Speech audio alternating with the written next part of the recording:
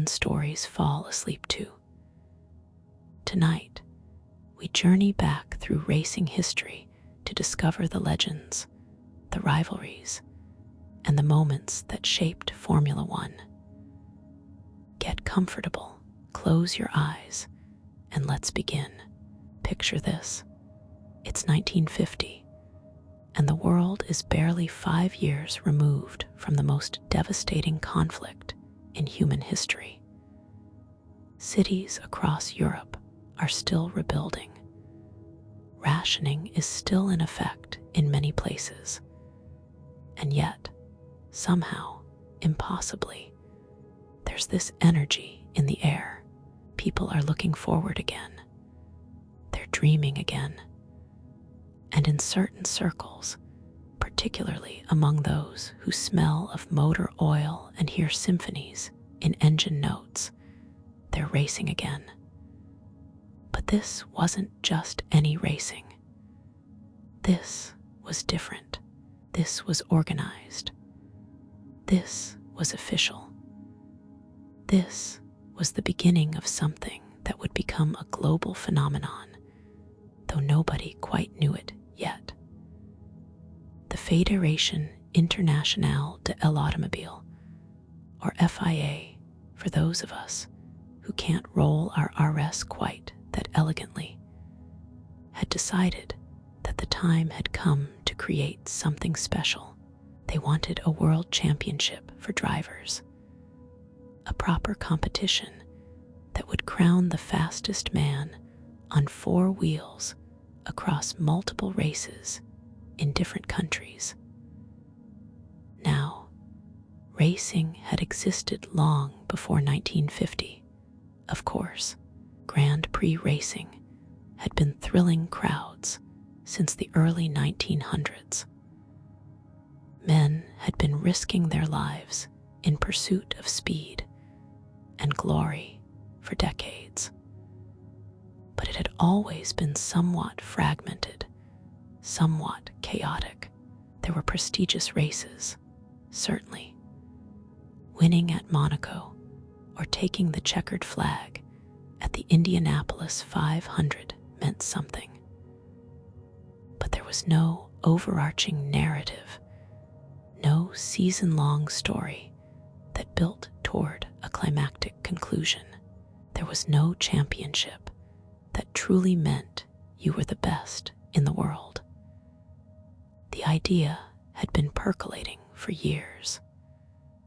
Before the war, there had been discussions about creating some kind of international racing series, but then everything had gone dark. The factories that built racing cars started building tanks and aircraft. The men who drove those racing cars went off to fight, and not all of them came back. The circuits fell silent, and for a while, it seemed like perhaps that chapter of human endeavor had closed forever. But here's the thing about racing drivers and the people who love racing. They're stubborn. They're dreamers. They're people who look at a stretch of asphalt and see possibility, who hear an engine and hear potential. So as soon as the guns fell silent, they started talking again. They started planning. And by 1950, they were ready. The FIA announced that the inaugural Formula One World Championship would begin on May 13, 1950, at the Silverstone circuit in England. The formula they chose, Formula One, referred to a set of regulations governing engine size, car weight, and other technical specifications. It was designed to encourage innovation while maintaining some semblance of safety and fairness. Though both concepts were rather different in 1950 than they are today, 7 races would count toward the championship, spread across Europe, and interestingly, including the Indianapolis 500 in America, which ran to different regulations, but was included for prestige and political reasons. Points would be awarded to the top 5 finishers, and importantly, only a driver's best 4 results would count toward the championship. This was a practical consideration in an era when mechanical reliability was questionable at best and catastrophic at worst. The season would run from May to early September, a compressed schedule by modern standards, but logical for an era when transporting racing cars across continents was a monumental logistical challenge. There would be no flyaway races to exotic locations, no purpose-built facilities with climate control and corporate hospitality. This was racing in its purest, most raw form. Men in cloth helmets and goggles, sitting upright in cars that had about as much safety equipment as your average park bench, hurtling around circuits that were often converted airfields or closed public roads. And the thing is, nobody really knew what to expect. Would fans care? Would drivers embrace this new championship format? Would the racing be any good? These were all open questions as the paddock assembled at Silverstone that May morning. But there was hope in the air, mixing with the smell of racing fuel and tire smoke. Hope that this could be the start of something truly special. Hope that out of the ashes of war, something beautiful and thrilling could emerge. They were right to hope. What unfolded over the next few months would be dramatic, sometimes tragic, occasionally controversial, and ultimately historic. The 1950 Formula One World Championship would establish templates and traditions that persist to this day. It would create legends and, sadly, claim lives. It would show the world that the human spirit's desire to compete, to push boundaries, to go faster than anyone thought possible, had survived the darkness of war. This is the story of how it all began. This is the story of 7 races that changed motorsport forever. This is the story of the men who dared to chase glory at 200 kilometers per hour with no guarantee they'd see the checkered flag, let alone survive to race another day. This is the story of Formula One's first season. To understand the significance of what was happening in motorsport, you need to understand what was happening in the world. 1950 was a year balanced on a knife edge between past trauma and future promise. And that tension colored everything that happened, racing included. Europe was still in recovery mode. London still had bomb sites where buildings once stood. Germany was divided and occupied. France was rebuilding not just its infrastructure, but its national identity. Italy was grappling with its fascist past and democratic present. These weren't abstract historical facts for the people living through them. They were daily realities. Food was still being rationed in Britain. Unemployment was high across the continent. The Marshall Plan was pumping American dollars into European reconstruction, but the work was far from complete. And yet, paradoxically, there was this incredible energy. Having survived the worst, people were determined to live, to really live.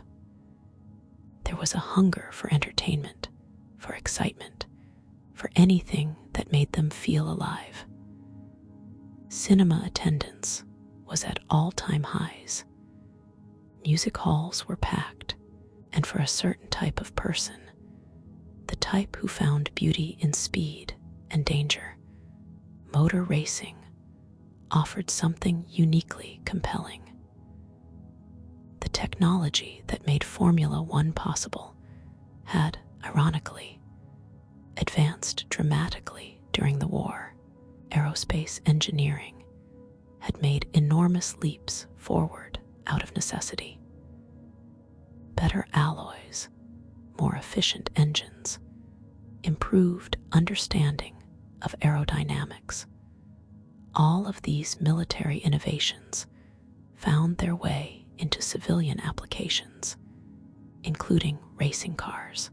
The men who designed these machines had often spent the war years designing fighter planes or working on military vehicles. Now, they were applying that hard-won knowledge to the pursuit of speed for its own sake. Italy, despite being on the losing side of the war and still dealing with the political and economic fallout, had retained its automotive passion. Companies like Alfa Romeo and Ferrari, which would dominate this first season, had deep roots in Italian engineering tradition.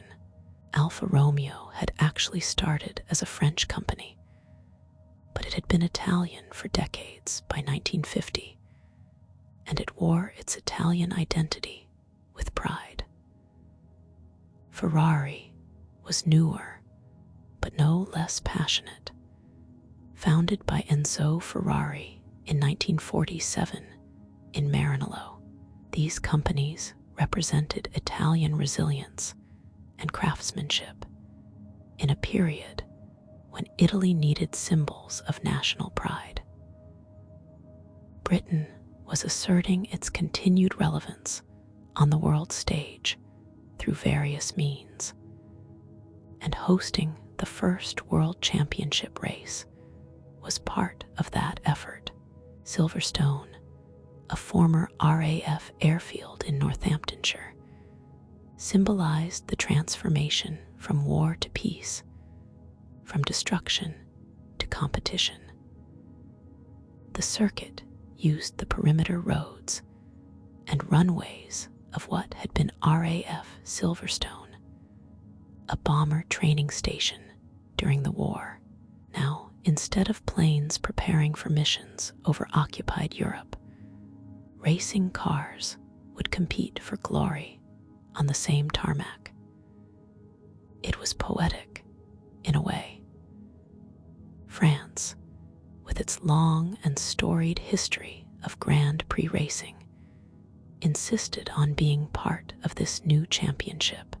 The French Automobile Club was one of the most prestigious motorsport organizations in the world, and French circuits like Reims would play host to some of the fastest and most thrilling races of the era.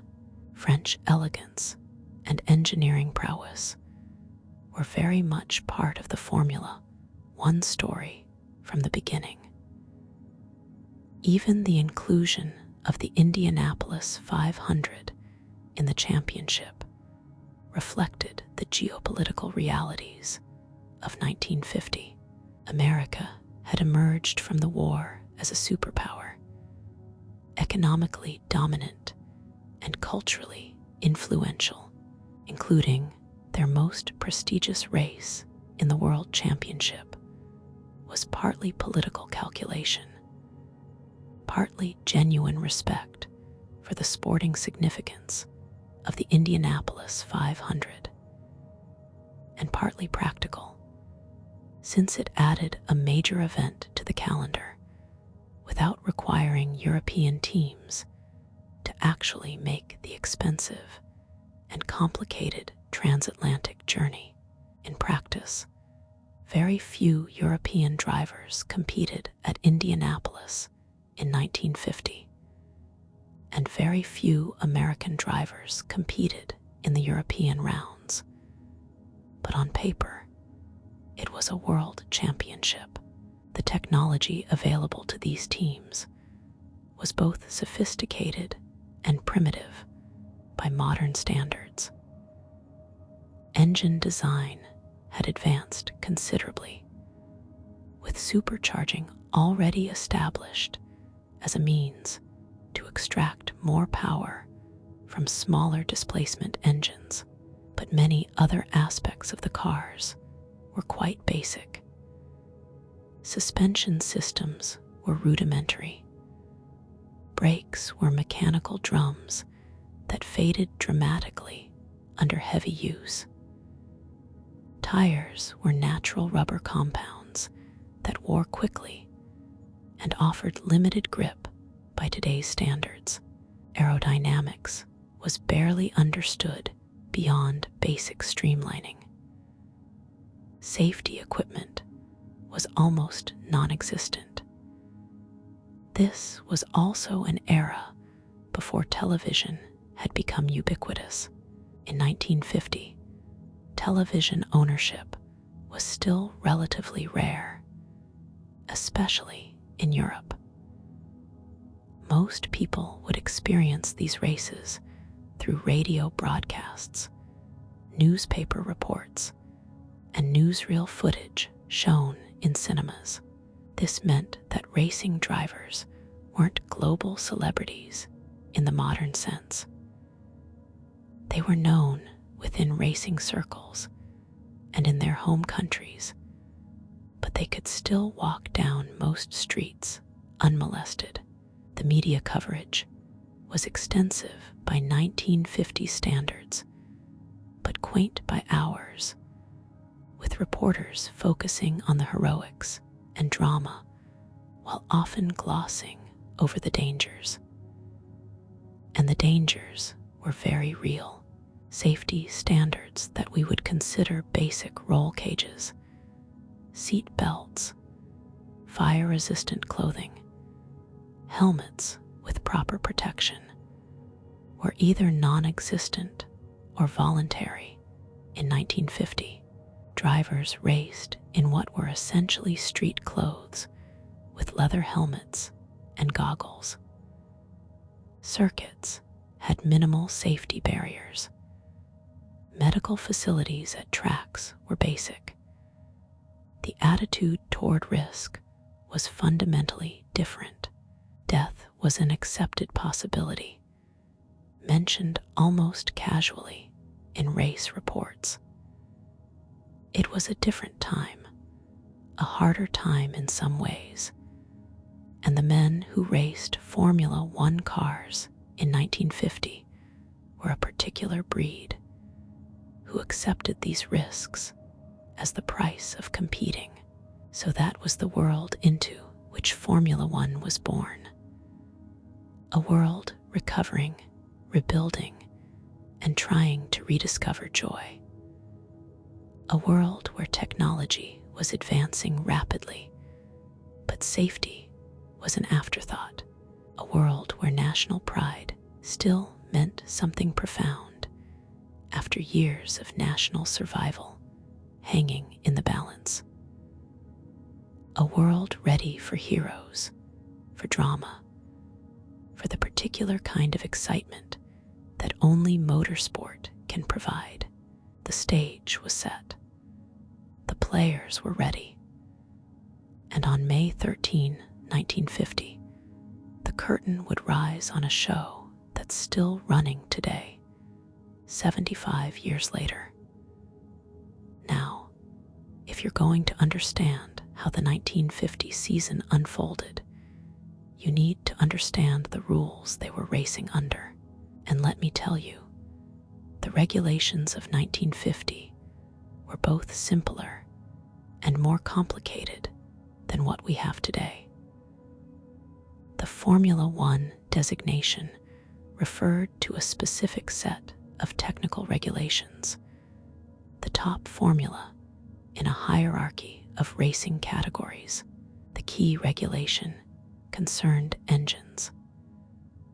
Cars could run one of two types: supercharged engines up to 1.5 liters displacement, or normally aspirated engines up to 4.5 liters. This dual formula was inherited from pre-war racing regulations and reflected different engineering philosophies. The supercharged engines, typically straight-eights, produced more power but were thirstier and more stressed. The larger naturally aspirated engines were more reliable but generally less powerful. In practice, the supercharged engines dominated, particularly the straight-eight Alfa Romeo 158, which was essentially a pre-war design refined to near perfection. Minimum weight was set at 600 kilograms for supercharged cars and 700 kilograms for naturally aspirated cars, though these weights were challenging to verify accurately, and enforcement was sometimes inconsistent. The cars had to have 4 wheels, and that's about as specific as the regulations got regarding overall design. There were no restrictions on aerodynamics, no specifications for chassis materials, no mandated safety equipment. Teams were remarkably free to innovate, which led to a fascinating variety of design approaches. The championship consisted of 7 races, though one of them, the Indianapolis 500, was something of a special case. The 6 European races were the British Grand Prix at Silverstone, the Monaco Grand Prix through the streets of Monte Carlo, the Swiss Grand Prix at Bremgarten, the Belgian Grand Prix at Spa-Francorchamps, the French Grand Prix at Reims, and the Italian Grand Prix at Monza. Indianapolis was included because, well, it was prestigious and it was American, and including it made the championship feel more world than just European. But in practice, the European teams largely ignored Indianapolis, and the American teams didn't come to Europe, so it was World Championship in name more than reality. The points system was straightforward, but different from today. The winner received 8 points, second place got 6, third earned 4, fourth received 3, and fifth got 2 points. Additionally, 1 point was awarded for fastest lap, but only if you finished in the top 5 positions. This fastest lap bonus would prove significant in the championship standings.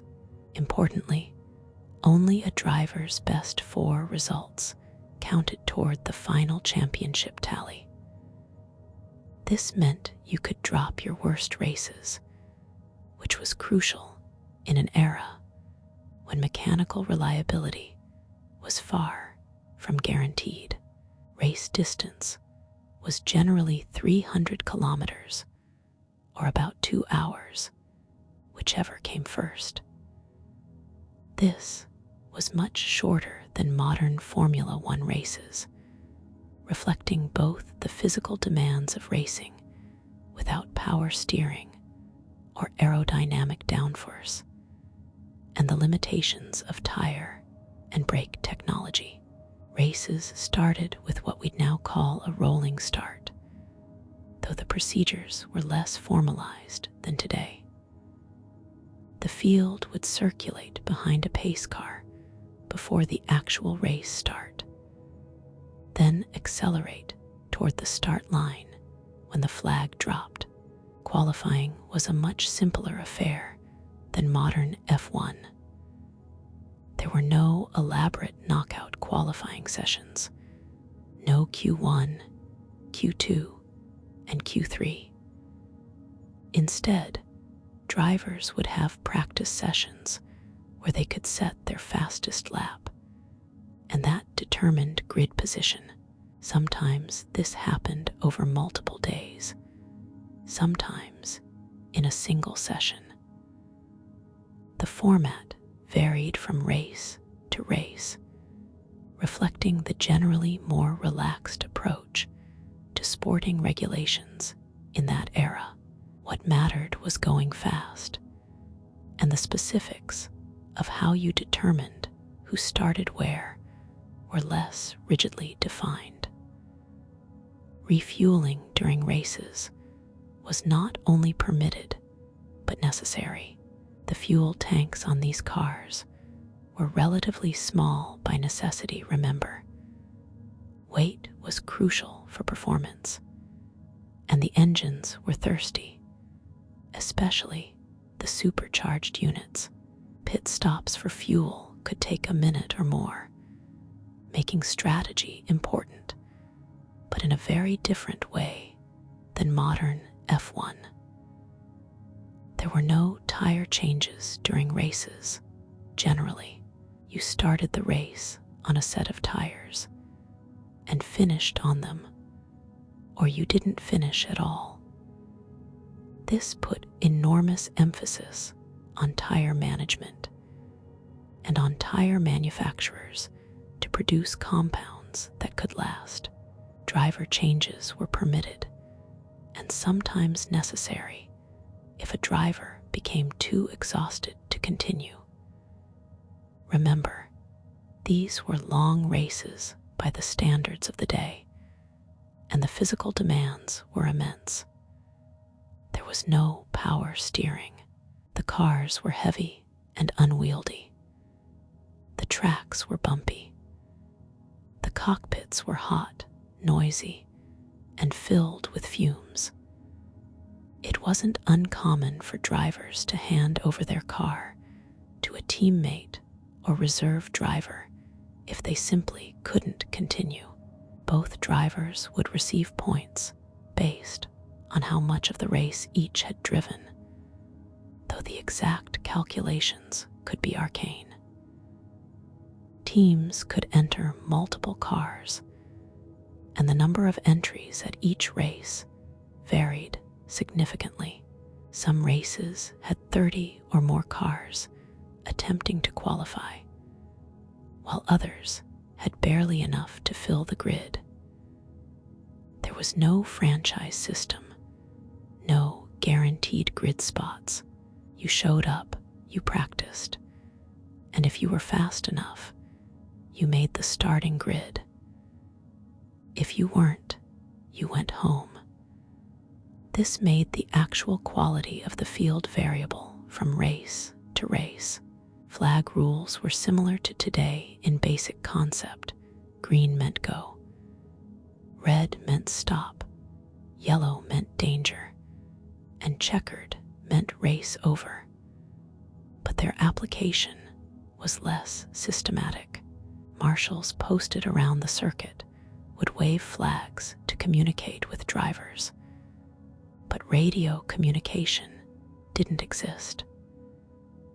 Once you left the pit lane, you were on your own, making decisions based on what you could see and what hand signals your pit crew might manage to convey during pit stops.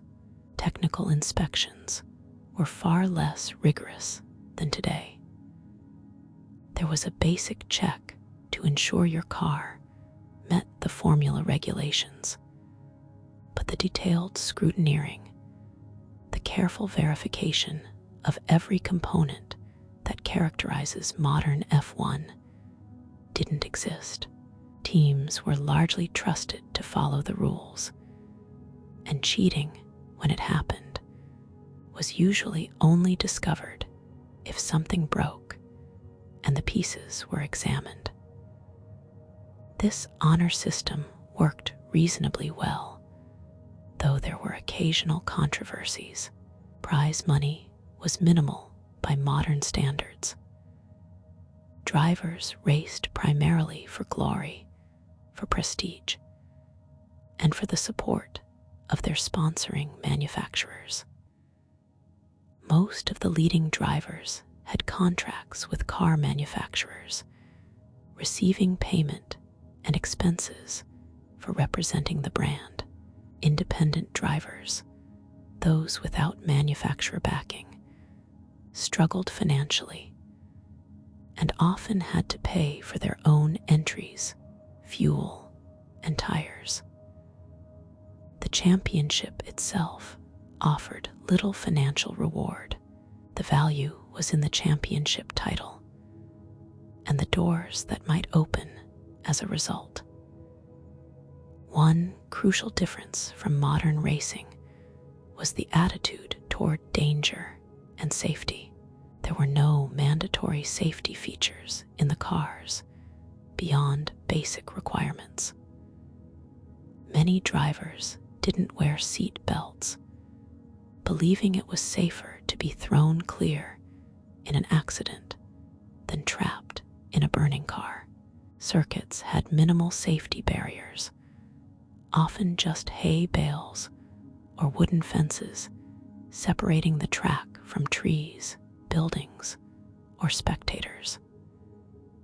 Medical facilities were basic. The understanding of head injuries was limited.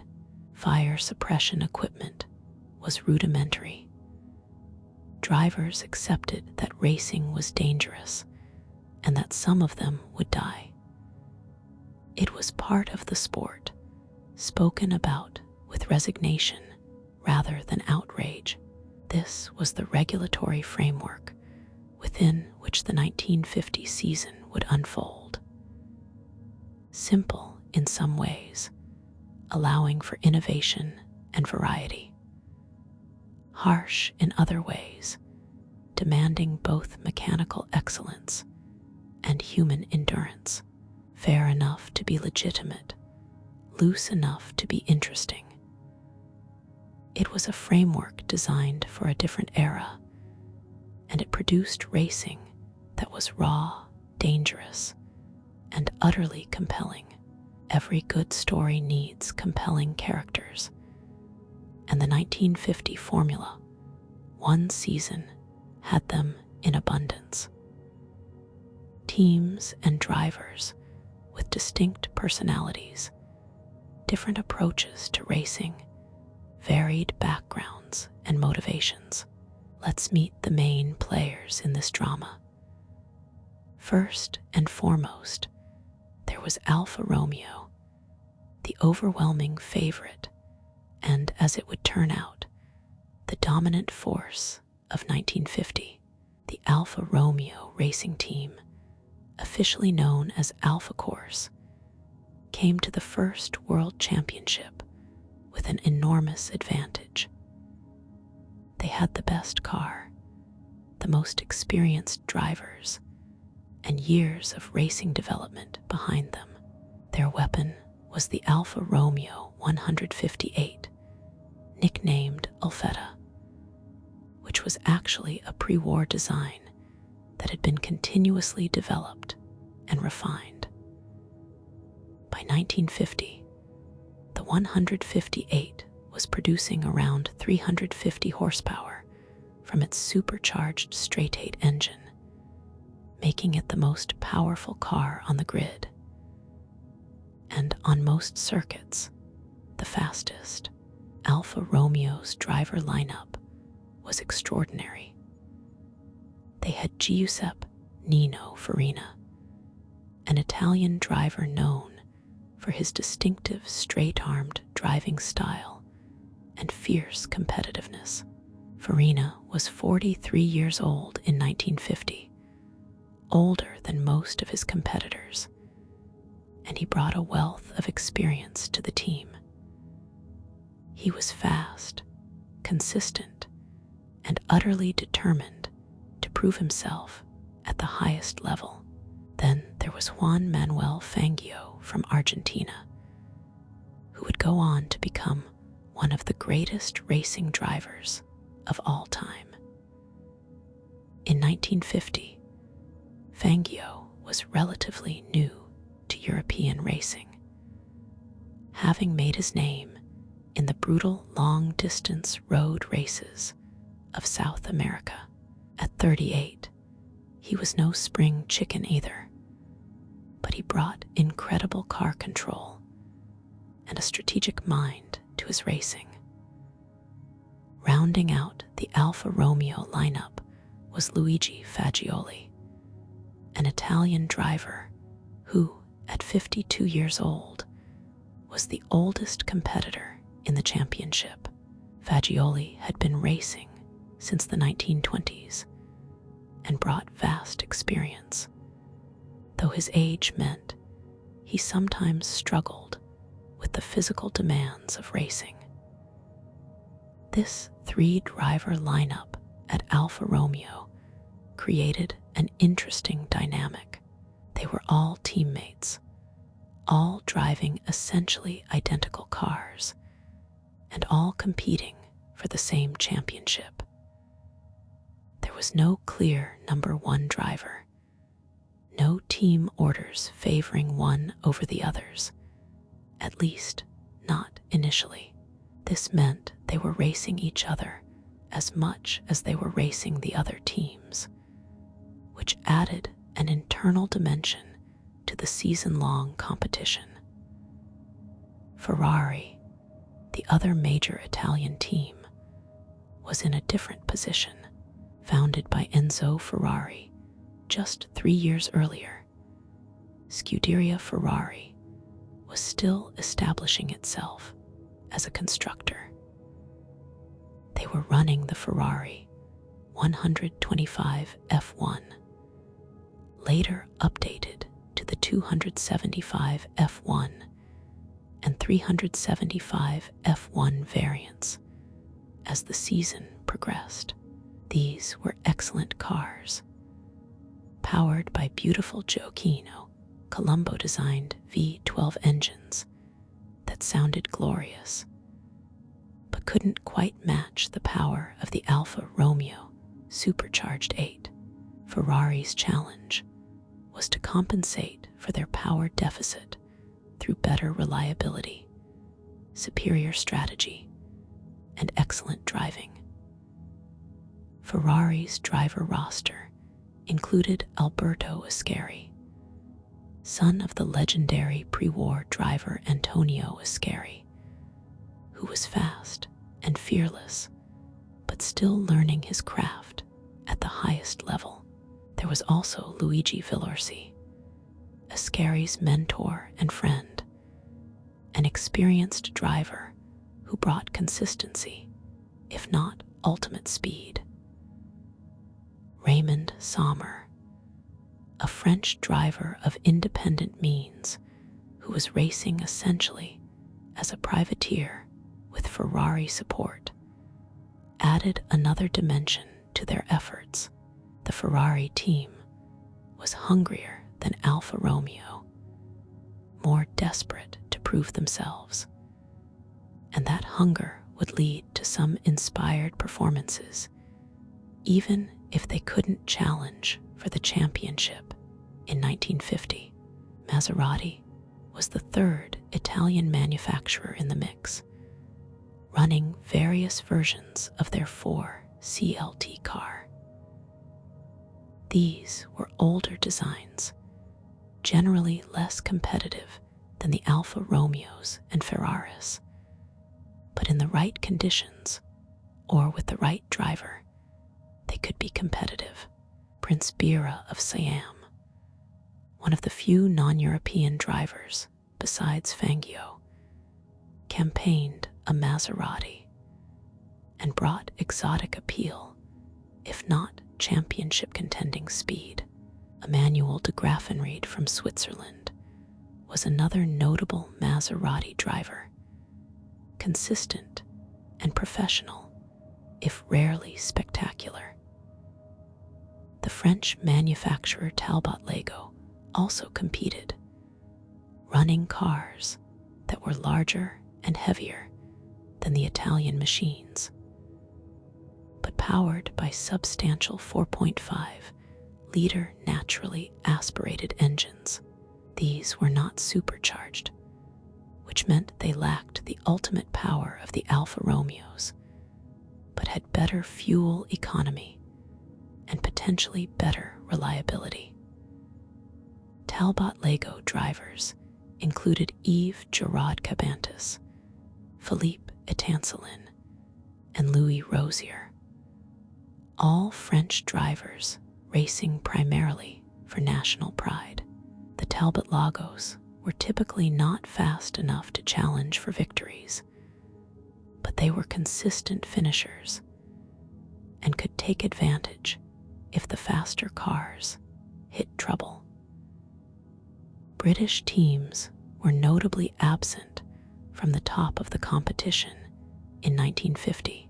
Era English racing automobiles had some presence with older cars that were no longer truly competitive at this level.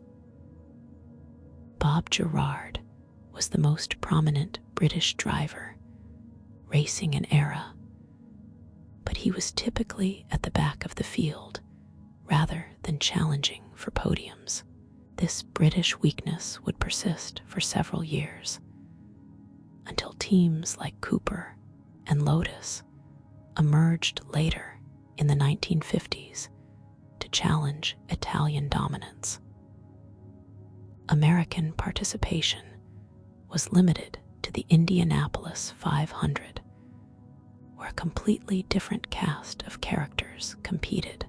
The Indianapolis field in 1950 was dominated by cars running Offenhauser engines, purpose-built for oval racing, and utterly different in character from the European Grand Prix machines. Johnny Parsons won the 1950 Indianapolis 500, but he never raced in Europe, and likely didn't even think of himself as a Formula One driver in the European sense. The Indianapolis 500 was its own world, with its own traditions and rivalries, and its inclusion in the World Championship was more political than practical. Each team brought its own philosophy to racing. Alfa Romeo believed in engineering perfection, build the best car possible, and hire the best drivers to extract its maximum potential. Ferrari believed in passion and innovation, compensate for any technical shortcomings through clever design, brilliant strategy, and sheer determination. Maserati was trying to remain relevant with older designs and smaller budgets. Talbot Lego represented a different technical approach, rejecting supercharging in favor of larger displacement and simpler reliability. The drivers themselves were an interesting group. Many, including Farina, Fangio, and Fagioli, had lived through the war in various ways and brought that experience to their racing. They understood risk. They understood loss. They raced with a certain fatalism that modern drivers, thankfully, don't need to embrace. They were also incredibly tough physically. Racing a 1950 Formula One car for 2 hours required immense strength and endurance. There was no power steering, so manhandling these heavy machines around corners meant fighting the wheel constantly. The cockpits were hot, noisy, and uncomfortable. The tracks were bumpy. Crashes were frequent and often serious. These were hard men in a hard sport. Personalities varied widely. Farina was intense and serious, focused on winning above all else. Fangio was more relaxed outwardly, but equally determined, with a particular gift for preserving his car while still going fast. Fagioli was the elder statesman, sometimes irascible, but always professional. Ascari had youth and speed, but occasionally lacked judgment. The interplay of these personalities, particularly within the Alfa Romeo team, would create as much drama as the racing itself. As the season began, most observers expected Alfa Romeo to dominate, and they were right. But what nobody could predict was exactly how the championship would unfold. Which of the three Alfa Romeo drivers would emerge victorious, and what dramas would occur along the way. The stage was set, the players were ready, and as the teams assembled at Silverstone in May 1950, the anticipation was electric. The first World Championship race was about to begin, and nobody quite knew what to expect, except that it would be fast, it would be dangerous, and it would be unforgettable. May 13, 1950. Silverstone Circuit, Northamptonshire, England. The day Formula One officially began. The weather, in typical British fashion, was uncertain. Clouds threatened rain, and a cool wind swept across the flat Northamptonshire countryside. Silverstone itself was barely recognizable as a proper racing circuit by modern standards. It was an RAF airfield converted for motorsport, with the track following the perimeter roads and connecting taxiways. The surface was concrete in some places, asphalt in others, bumpy and challenging everywhere. There were no grandstands as we'd recognize them today, just temporary structures and earth banks where spectators could stand. And spectators, there were around 100,000 people turned out for this historic occasion. A remarkable number that spoke to the hunger for motorsport in post-war Britain. King George VI and Queen Elizabeth attended, along with Princess Margaret and other members of the royal family. This royal patronage gave the event enormous prestige and underscored its significance as a national and international occasion. Formula One had begun with a proper celebration, with pomp and ceremony befitting a new world championship. 21 cars took the start, a healthy grid representing multiple nationalities and manufacturers. The practice sessions had established the expected pecking order. Alfa Romeo dominated, with Farina taking pole position. His qualifying lap had been extraordinary, a full second faster than his teammate Fangio in second place. Fagioli was third, completing an Alfa Romeo front row lockout. The three red Italian cars would start ahead of everyone else, their supercharged engines howling a promise of dominance. The race distance was 70 laps of the 3.6-kilometer circuit, approximately 255 kilometers in total. The start procedure followed the convention of the time. The cars circulated for one warm-up lap behind a pace car, then formed up on the grid. When the flag dropped, the race was on.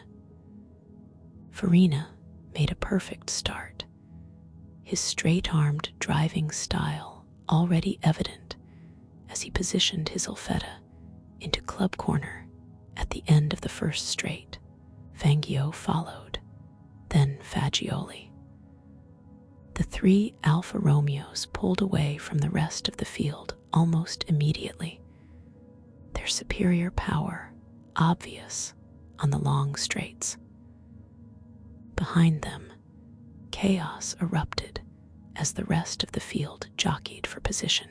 Reg Parnell in a second-line Alfa Romeo, a less developed Alfetta B model, ran fourth initially, ahead of the Ferraris and Maseratis. The early laps settled into a rhythm.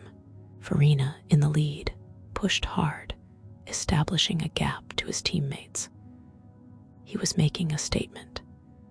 Yes, we're all in Alfa Romeos, but I'm the fastest. Fangio, typically strategic, seemed content to let Farina go, conserving his car and his tires while maintaining second place. Fagioli, at 52, the oldest driver in the field, was falling back slightly, but remained comfortably in third. Around lap 20, the first mechanical casualties began. This would be a recurring theme throughout the 1950 season. The cars were fast, but fragile, pushed to their limits and beyond. Bob Gerard's era was the first retirement, followed soon after by a Talbot Lego. Each retirement meant one fewer car circulating, one fewer sound in the symphony of engines echoing across the airfield. Farina continued to lead imperiously, his Alfa Romeo never missing a beat. His driving was precise, aggressive where it needed to be, smooth everywhere else. He was in complete control, building his lead lap by lap. Fangio, in second, seemed to be pacing himself, perhaps aware that over the course of a long season, consistency mattered as much as outright speed.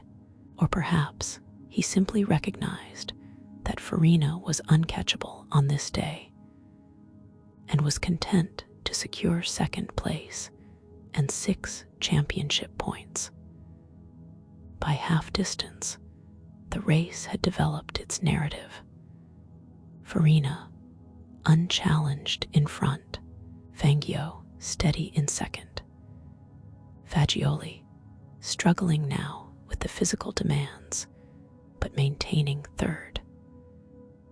Behind them, Reg Parnell was doing a sterling job in fourth, holding off the challenge of Ferrari's Luigi Villersi.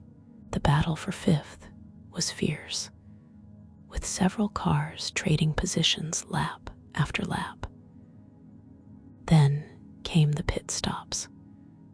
Remember, refueling was necessary in 1950, and the timing of your pit stop could make or break your race.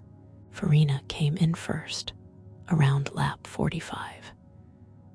His crew descended on the Alfetta, fuel churning into the tank, other checks made quickly. In those days, pit stops were not the choreographed 2-second ballets we see today. They took time. A minute or more was common. Farina's stop was reasonably efficient, but it allowed Fangio, yet to pit, to take the lead temporarily. Fangio came in a few laps later, and his stop was equally smooth. When both Alfa Romeo drivers had completed their fuel stops and returned to the track, The order was as before: Farina leading Fangio. The elder Fagioli had also stopped and remained third, though he was clearly tiring.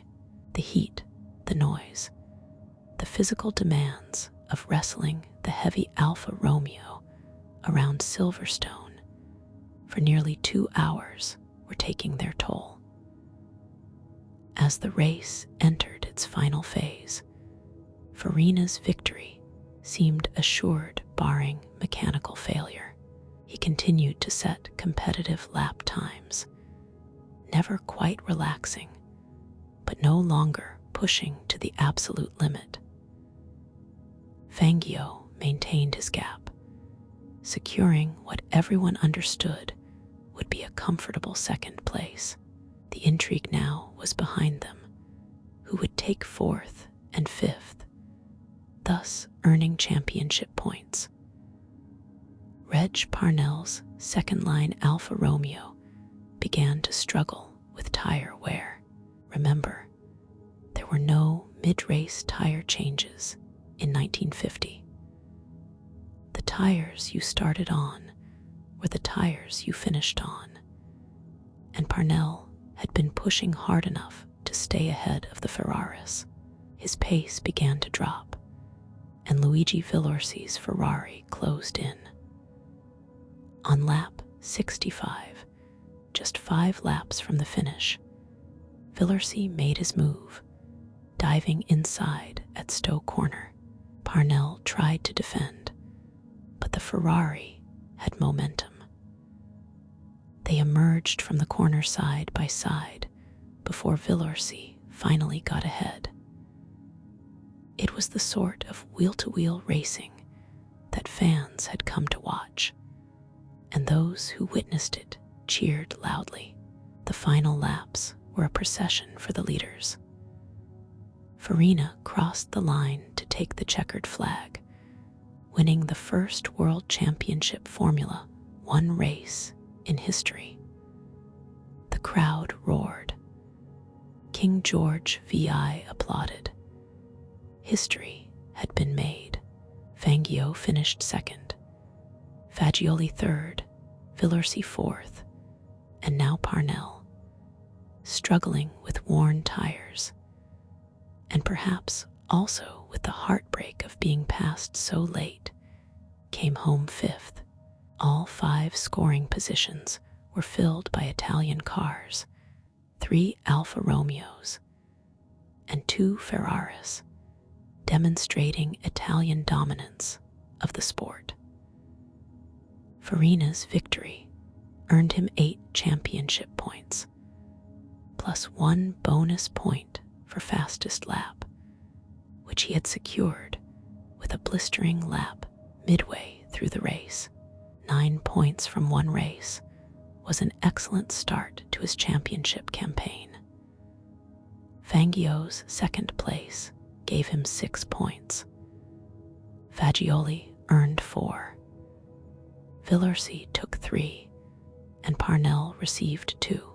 The championship table had its first entries, and already patterns were forming. The post-race celebrations were jubilant.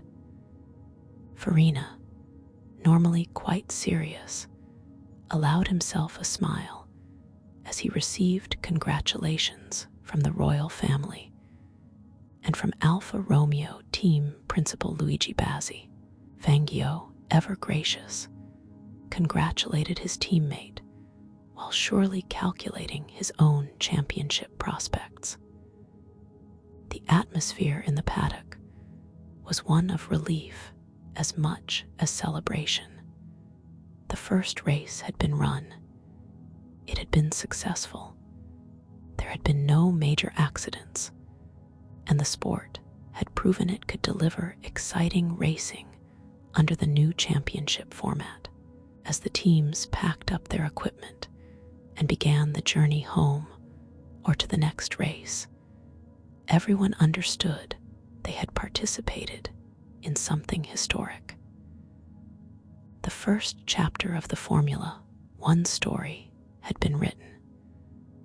And while nobody could know it at the time, it was a story that would continue for decades, growing into a global phenomenon.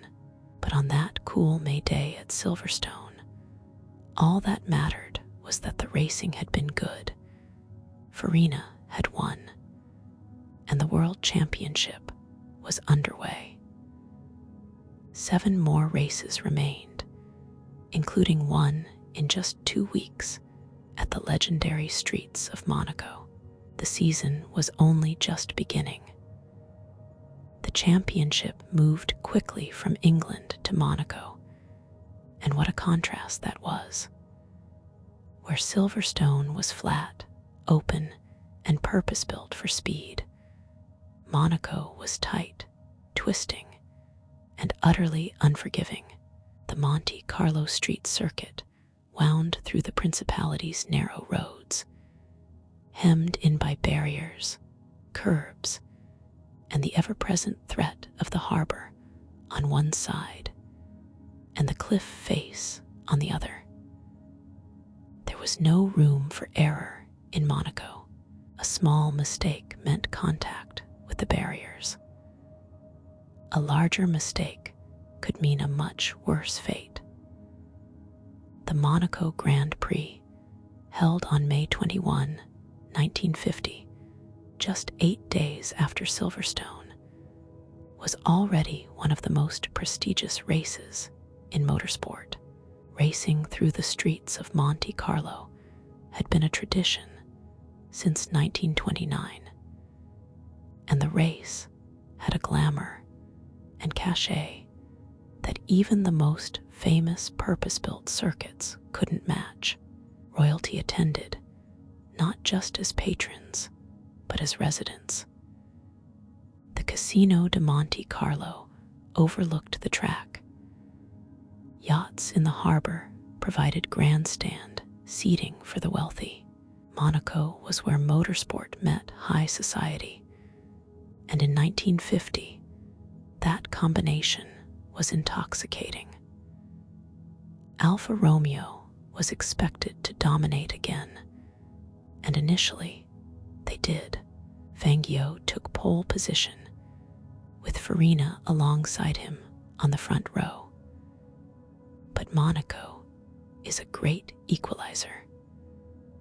The power advantage of the Alfa Romeo supercharged engines mattered less on a circuit where you rarely exceeded 100 miles per hour. Driver skill, precision, and bravery mattered more.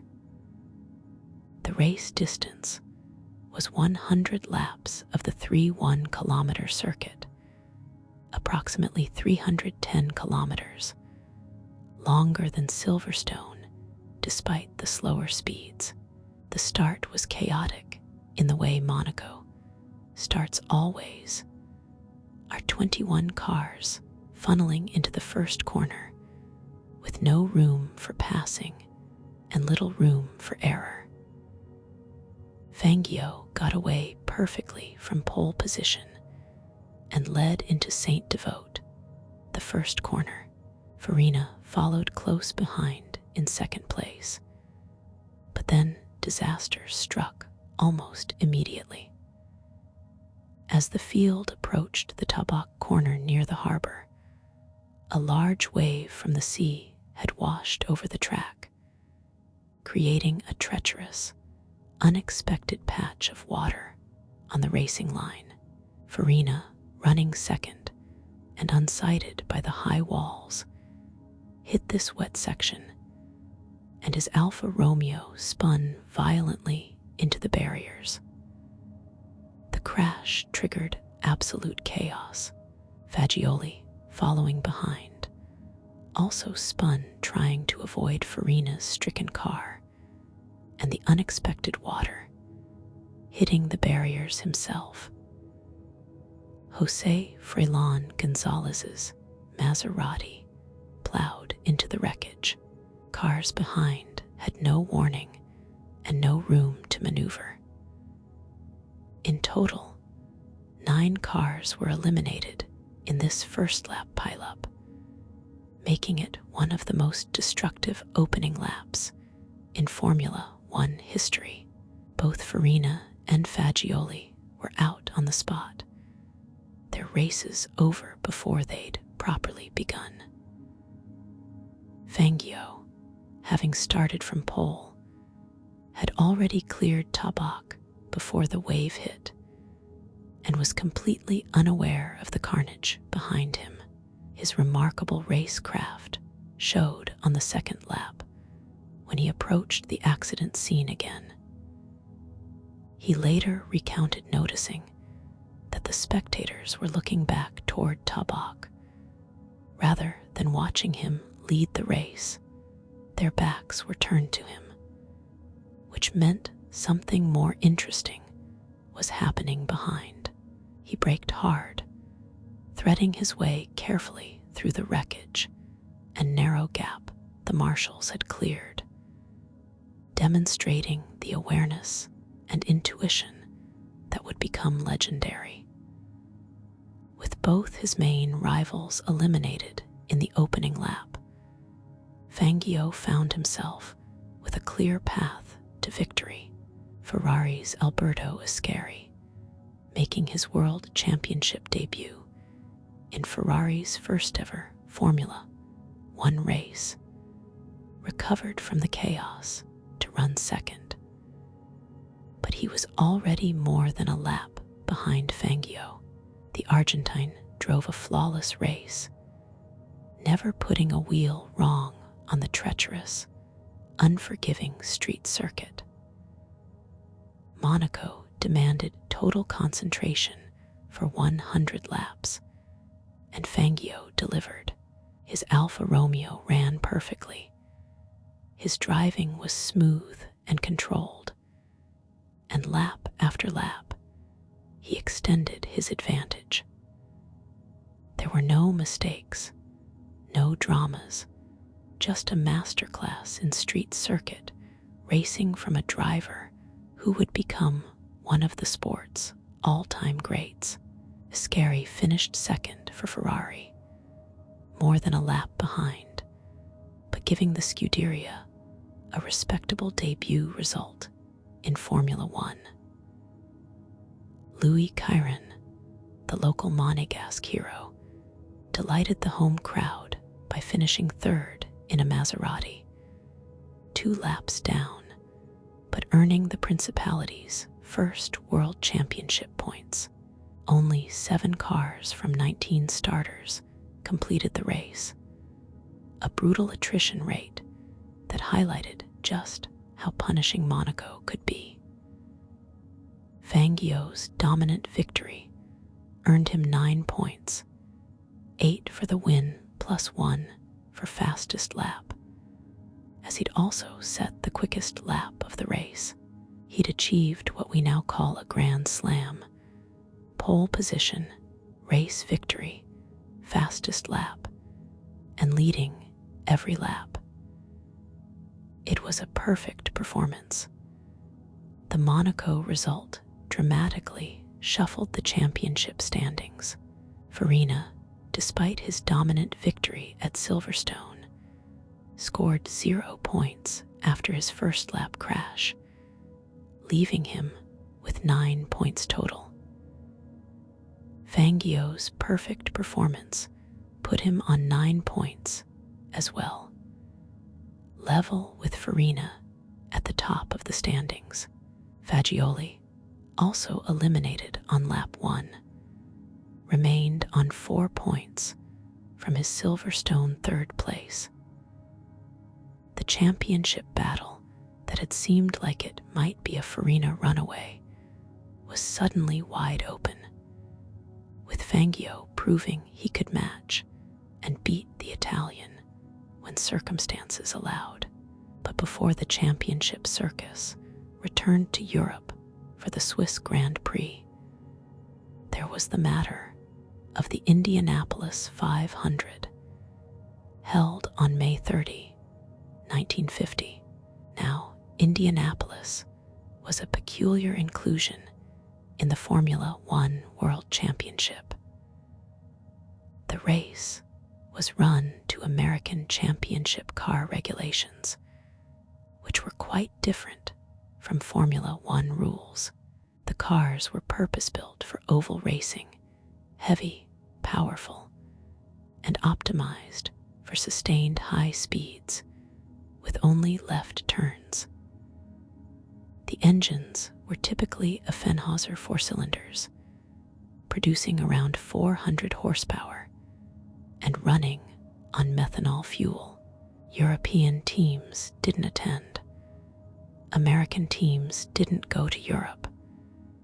And the result was that Indianapolis was effectively a separate championship that happened to contribute to the Formula One points table. The 1950 Indianapolis 500 was scheduled for 200 laps of the 5-mile oval, 500 miles total, hence the name. The grid had 33 starters, as was tradition at Indianapolis. The cars were different. The drivers were different. Even the culture was different. Indianapolis was about engineering as much as driving, about preparation and setup, about reading the track conditions, and making the right calls on tire pressure and gearing. Rain hit Indianapolis on race day, making conditions treacherous. On a 5-mile oval with minimal banking and speeds approaching 140 mph, rain was genuinely dangerous. The race started despite the conditions, a decision that would be questioned extensively afterward. Several cars crashed in the opening laps, unable to cope with the wet track. By lap 18, officials had seen enough and stopped the race, red flagging it until conditions improved. When the race restarted after a lengthy delay, it continued under threatening skies, but on a drying track. Johnny Parsons, driving in Curtie's Craft Fenhauser for car owner Lou Moore, had qualified on the front row and run strongly before the red flag. When racing resumed, he continued his strong performance, eventually taking the lead. As the race progressed, the weather worsened again. Rain returned, and by lap 138, just past the official distance of 345 miles required for a race to be considered official, conditions were deteriorating rapidly. The decision was made to call the race. Parsons was declared the winner. Having led at the moment the race was stopped. It was controversial. Indianapolis 500 races were supposed to go the full 500 miles, but in the dangerous conditions, it was the right call. Several drivers had already crashed in the wet, and continuing risked serious injury or worse. For the Formula One World Championship, the Indianapolis 500 results were somewhat farcical. None of the European drivers had competed. None of the European teams had shown up. The winner, Parsons, would never race in Europe and likely never thought of himself as a Formula One driver. But the rules were the rules, and Parsons' 8 championship points were duly recorded. His mechanic, who had contributed to driving part of the race in relief, a common practice at Indianapolis, received partial points. The whole thing was awkward and highlighted the disconnect between American and European racing. But politically, it served its purpose of making the championship feel international. With Indianapolis done, the focus returned to Europe, and the Swiss Grand Prix at Bremgarten on June 4, 1950.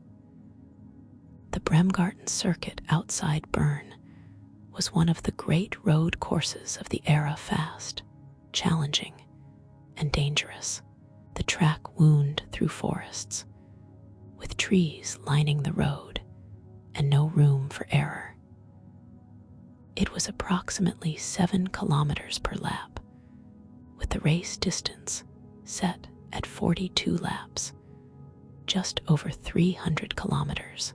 Alfa Romeo returned to dominance on a circuit that suited their powerful cars. Fangio was on pole position, his third of the season, with Farina second and Fagioli third, giving Alfa Romeo yet another front-row lockout. Ferrari's Luigi Villorsi and Alberto Ascari filled the second row, hopeful they could challenge the red cars from Milan. The start was clean, and Fangio made a perfect getaway, leading into the first corner ahead of Farina and Fagioli. The 3 Alfa Romeos immediately began to pull away from the Ferraris behind. For the opening laps, it looked like it would be another Alfa Romeo procession.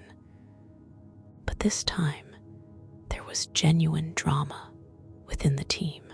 Ascari in the Ferrari initially managed to get between the Alfa Romeos, running third and splitting Farina and Fagioli, showing that Ferrari had real pace. But both Ferrari drivers would retire early with mechanical problems. First Ascari on lap 4 with oil pump failure, then Villorsi shortly after.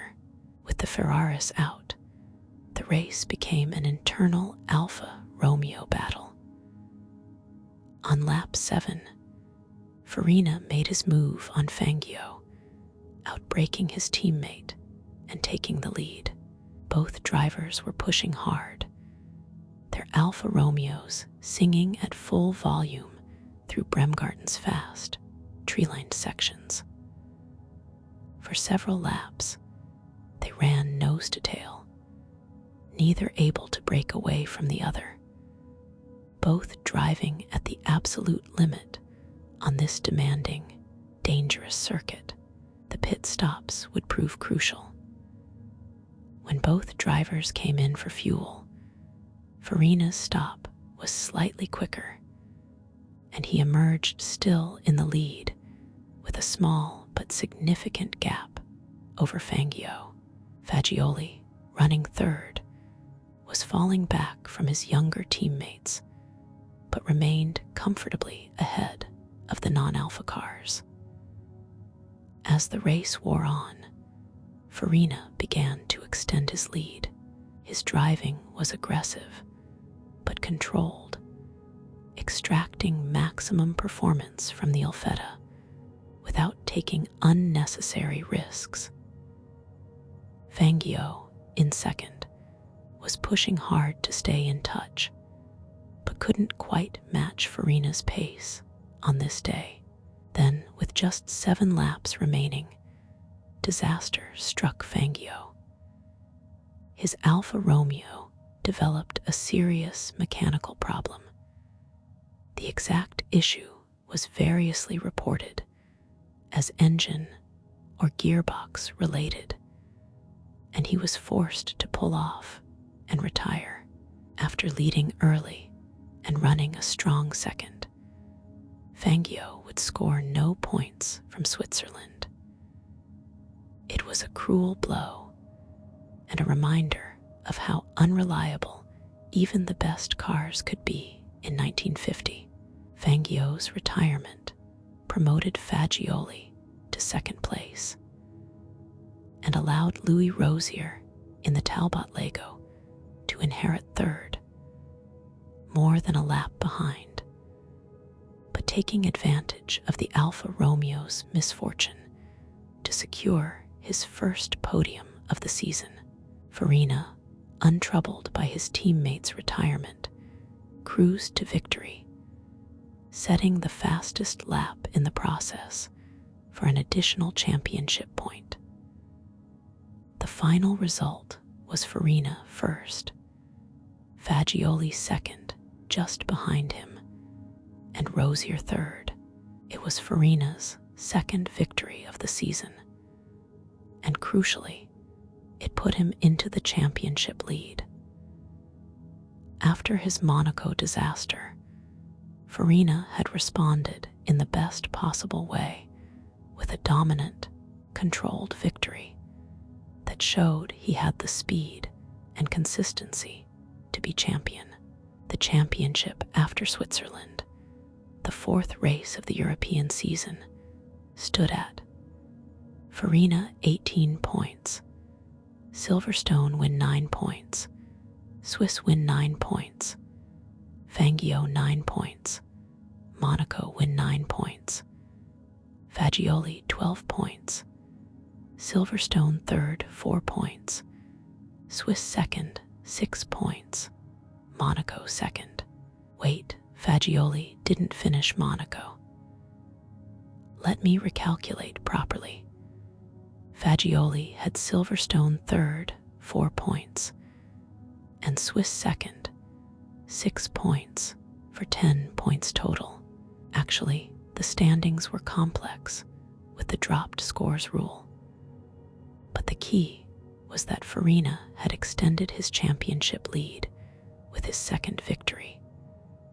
Fagioli remained consistently in the points, and Fangio, despite his dominant Monaco win, had now suffered 2 non-scores: Silverstone engine failure and Swiss late retirement, which would hurt him under the best 4 results rule. The Belgian Grand Prix at Spa-Francorchamps, held on June 18, 1950, represented motorsport at its most raw and dangerous. Spa was and remains one of the great circuits in racing history. A 14-kilometer ribbon of asphalt cutting through the forests of the Ardennes.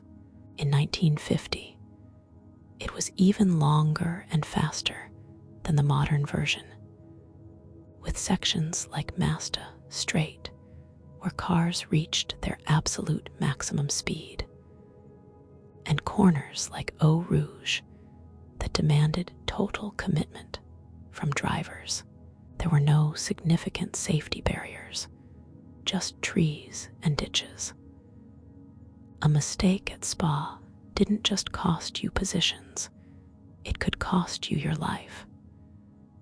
The weather in the Ardennes is notoriously unpredictable, and race day 1950 was no exception.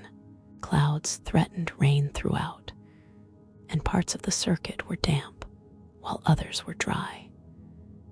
This made tire choice and driving strategy crucial. Too conservative, and you'd lose time. Too aggressive, and you'd end up in the scenery. Qualifying had produced the usual Alfa Romeo front row lockout, with Farina on pole from Fangio and Fagioli. The 3 red cars with their characteristic cloverleaf badges were simply faster than everything else, particularly on a high-speed circuit like Spa, where their supercharged engines could stretch their legs. Behind them, the Ferraris of Ascari and Villorsi qualified strongly, hoping that race conditions might allow them to challenge the Alfa Romeos. The race distance was 35 laps, approximately 508 kilometers, making it one of the longer races of the season in terms of distance, if not duration. When the flag dropped, Fangio got a slightly better start than Farina and led into La Source hairpin, the first corner. The two Alfa Romeo drivers immediately began an intense battle that would captivate spectators for the next 2 hours. What followed was one of the great duels in early Formula One history. Farina and Fangio, teammates but fierce rivals for the championship, battled relentlessly. On lap 7, Farina managed to pass Fangio and take the lead.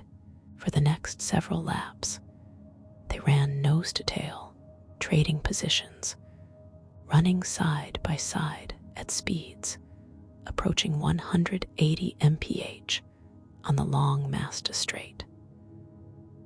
Through the daunting Eau Rouge corner, they challenged each other for the racing line. Neither would yield, and their mechanics watching from the pit wall must have aged years watching this display of fearless racing. Behind the leading pair, Fagioli was running third, unable to match the frantic pace of his younger teammates, but maintaining his position. Raymond Sommer, driving a privately entered Talbot Lego after leaving Ferrari, was running a strong race in fourth, showing that on his day and in his own car, he could still compete with the factory teams. Around lap 11, the Alfa Romeos began making their first fuel stops. When all three had cycled through, an interesting development emerged. Sommer, running a non-stop strategy on his fuel-efficient Talbot Lego, briefly took the lead. It was the first time all season that anyone other than an Alfa Romeo had led a championship race. The crowd erupted. Could the Frenchman actually challenge for victory? Sadly, no. Sommer's engine began to lose power around lap 21, and he was forced to retire with mechanical failure. His brave challenge was over, but he'd given the fans something to cheer about and shown that the Alfa Romeos weren't completely invincible. With Sommer out, normal service resumed, the three Alfa Romeos running 1-2-3. But then, around lap 32, Farina's car developed transmission problems. His gearbox was becoming difficult to shift, and he was losing time. He made an unscheduled pit stop for the team to investigate, but there was little they could do. Farina rejoined the race, but had dropped from challenging for the lead to fourth place, behind not just his Alfa Romeo teammates, but also Louis Rozier's Talbot Lego. Fangio, now clear of Farina's challenge, controlled the remaining laps to take his second consecutive victory. Fagioli finished second, his fourth consecutive second-place finish of the season, remarkably consistent, but never quite able to win. Rozier came home third, capitalizing on Farina's misfortune to take another podium for Talbot Lego. Farina, struggling home fourth with his ailing gearbox, at least salvaged the 1 point for fastest lap, which he'd set earlier in the race during his battle with Fangio. The result was significant for the championship. Fangio's win gave him 26 points total, extending his lead. Fagioli's consistent second-place finishes had him on 24 points, but Farina, despite his problems, was still in touch on 22 points. including the fastest lap bonus from Belgium. And with 3 races remaining and the best 4 results rule, the championship was still wide open. The French Grand Prix at Reims, held on July 2, 1950, was next on the calendar. Reims was the complete opposite of Spa in character, a flat, fast, triangular circuit based on public roads outside the famous champagne-producing city. The circuit was approximately 8 kilometers per lap, with long straights connected by relatively simple corners. This was a power track, a high-speed track, the kind of circuit where the Alfa Romeo's supercharged engines should dominate completely, and dominate they did. Qualifying was another Alfa Romeo lockout, with Fangio on pole this time from Farina and Fagioli. The race distance was 64 laps, about 503 kilometers, and in the summer heat of Champagne country, it would be a test of both machine reliability and driver stamina. The race started in blazing sunshine, with temperatures approaching 30 degrees Celsius.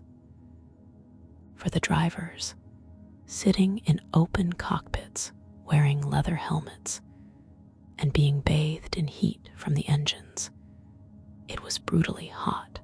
Dehydration was a real concern, and the physical demands of racing for nearly 3 hours in those conditions were immense. Fangio led away from the start and immediately began to pull away from his teammates. His Alfa Romeo was working perfectly, and he was in commanding form. For the first quarter of the race, Fangio built a comfortable lead while Farina ran second and Fagioli third. But then, disaster struck Farina. His Alfa Romeo developed fuel system problems. The exact issue was debated, but the car was losing fuel pressure and misfiring badly. He tried to continue, falling back through the field as the car became increasingly difficult to drive. He made it back to the pits, but the problem couldn't be fixed quickly. Farina eventually retired, though he was classified 7th, having completed enough laps.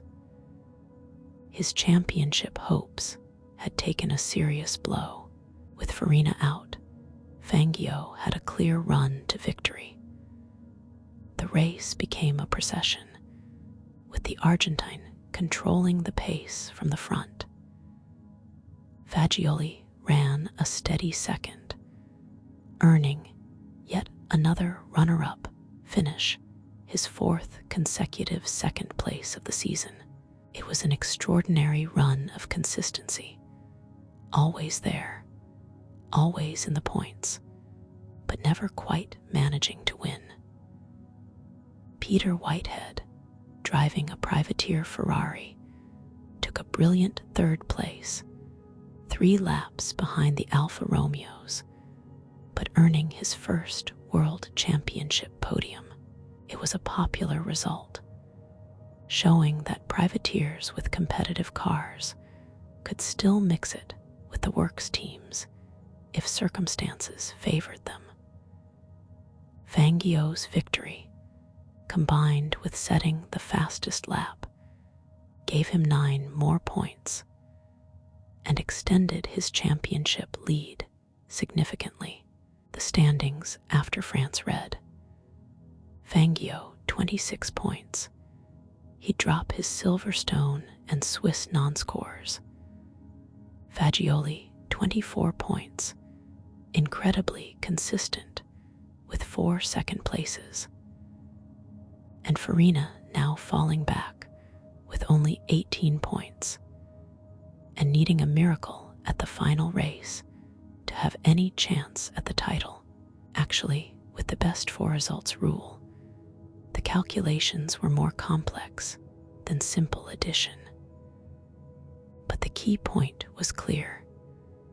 Fangio was the championship leader heading to the final race at Monza.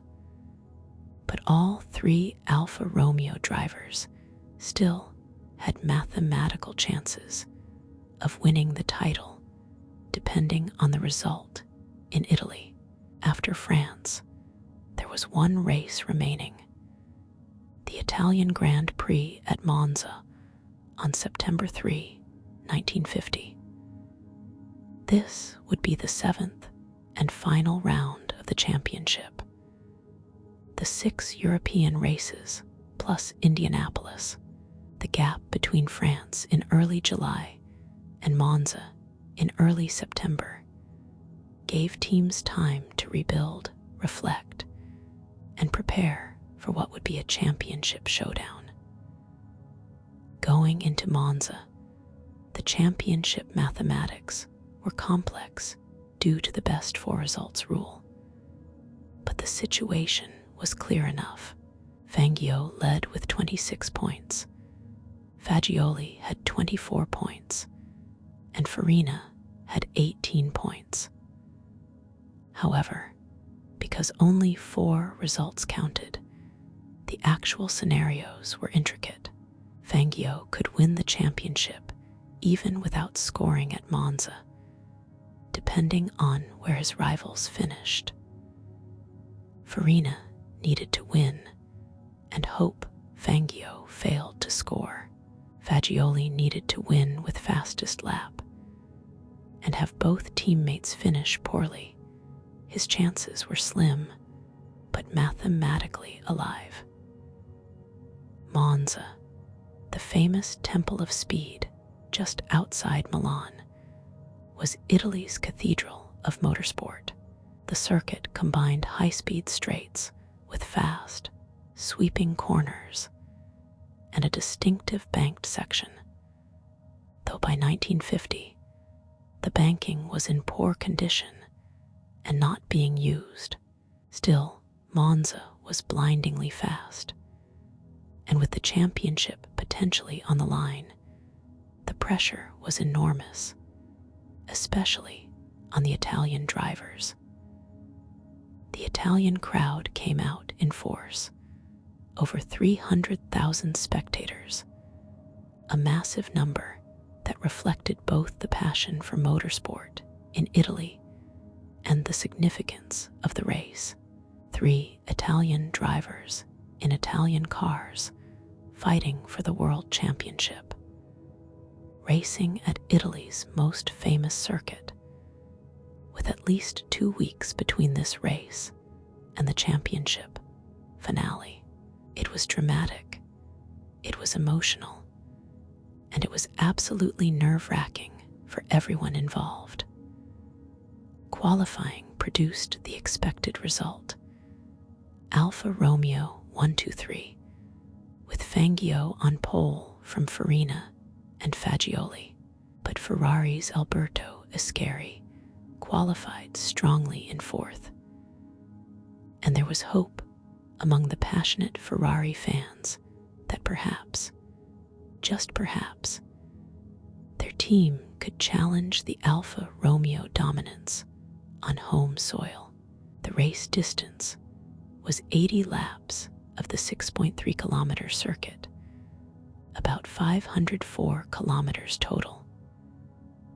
As the flag dropped and the field accelerated away, the noise was incredible. Over 20 cars, with unsilenced engines roaring at full throttle, the sound echoing off the grandstands and across the parkland setting of Monza. Farina got a better start and took the lead into the first chicane, with Fangio and Ascari close behind. But on the opening lap, Fangio's Alfa Romeo developed a gearbox problem. He tried to continue for a lap, but the car was undrivable, and he was forced to pit on lap 2. The mechanics diagnosed the issue, but couldn't fix it quickly enough to keep him competitive. In a desperate attempt to salvage something from the race, Fangio took over Piero Tarafi's Alfa Romeo. Tarafi was running as a 4th Alfa Romeo entry for this race, but this car also developed engine problems, and Fangio was forced to retire for a second time. His championship hopes, which had seemed so strong entering Monza, had evaporated in mechanical failure. With Fangio out, the race became a battle between Farina and Ascari.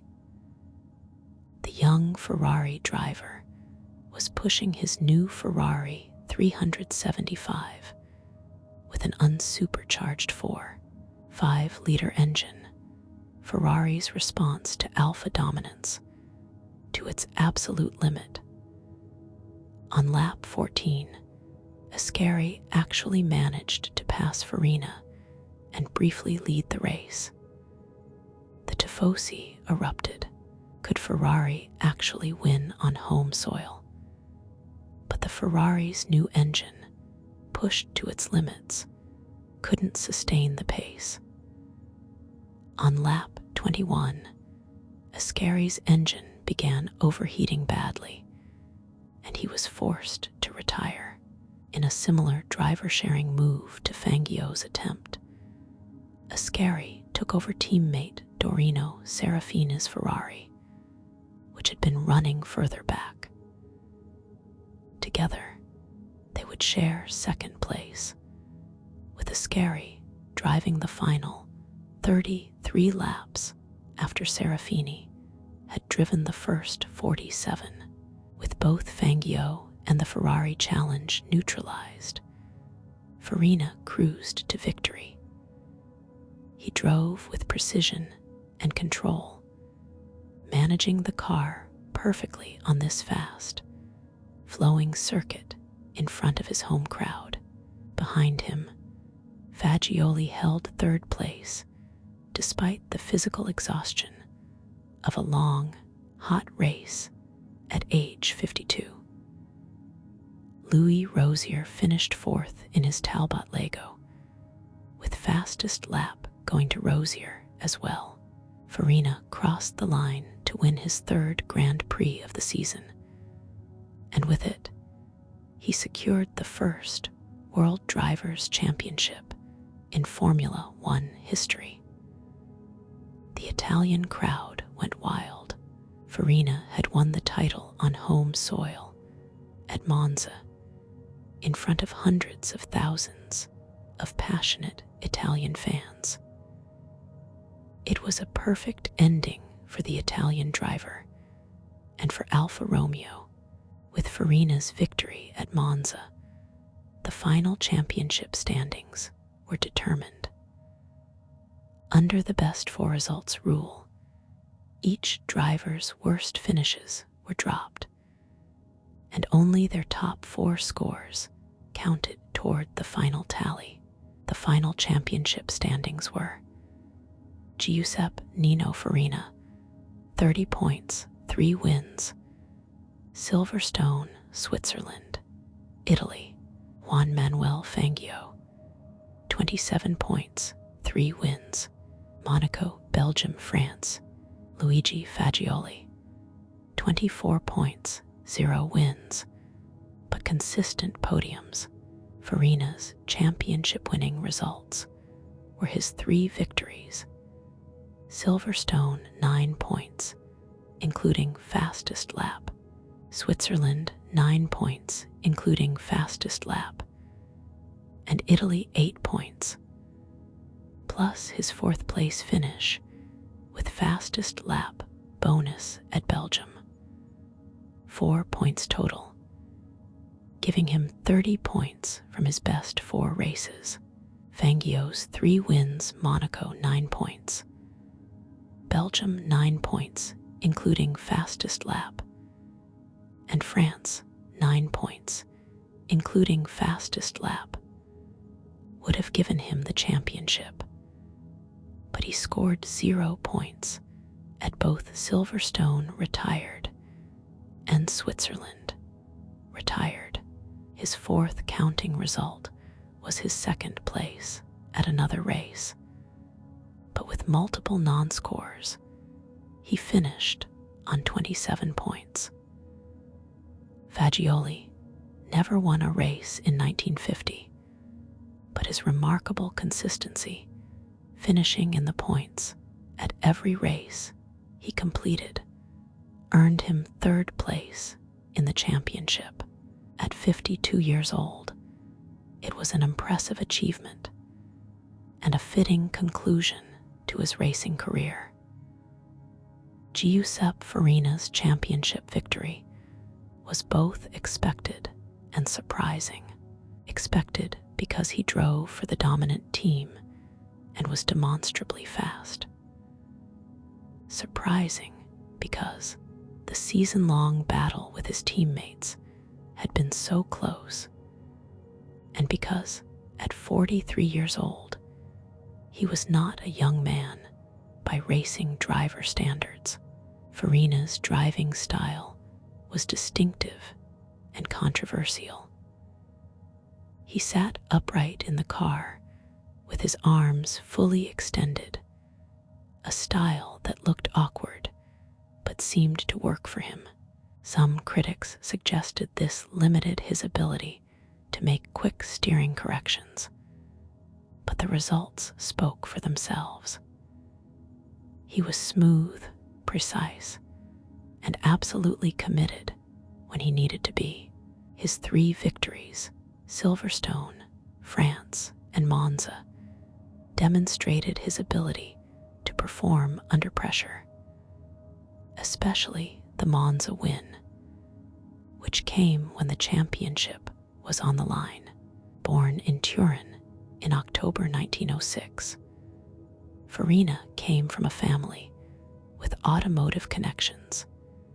His family's coach-building firm, Stabilimenti Farina, was part of the Italian automotive industry, though Giuseppe pursued racing rather than the family business.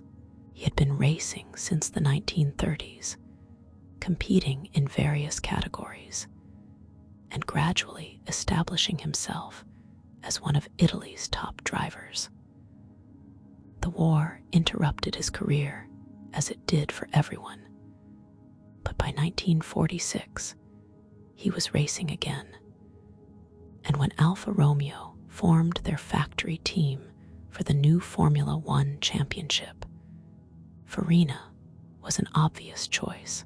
His personality was complex.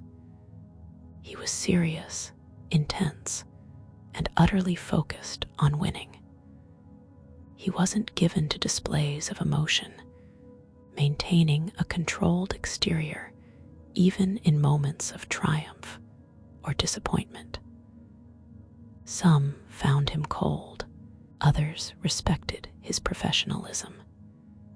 He demanded excellence from himself and from everyone around him, which sometimes created tension, but also drove performance. The Alfa Romeo 158 Alfetta was the perfect car for Farina's style. Its power and relative reliability suited his smooth, fast approach. The straight-eight supercharged engine provided the performance he needed, and the car's overall balance allowed him to position it precisely through corners. The combination of driver and machine was formidable, and over the course of the 1950 season, Farina maximized that combination better than even his talented teammates. Farina's championship was celebrated across Italy. He was the first Formula One world champion, a title that could never be taken away, and would forever associate his name with motorsport history. Alfa Romeo had won the inaugural championship, cementing their place in racing folklore. Italian engineering and Italian driving had triumphed, a source of national pride in a country still rebuilding from war. The reception in Italy was jubilant.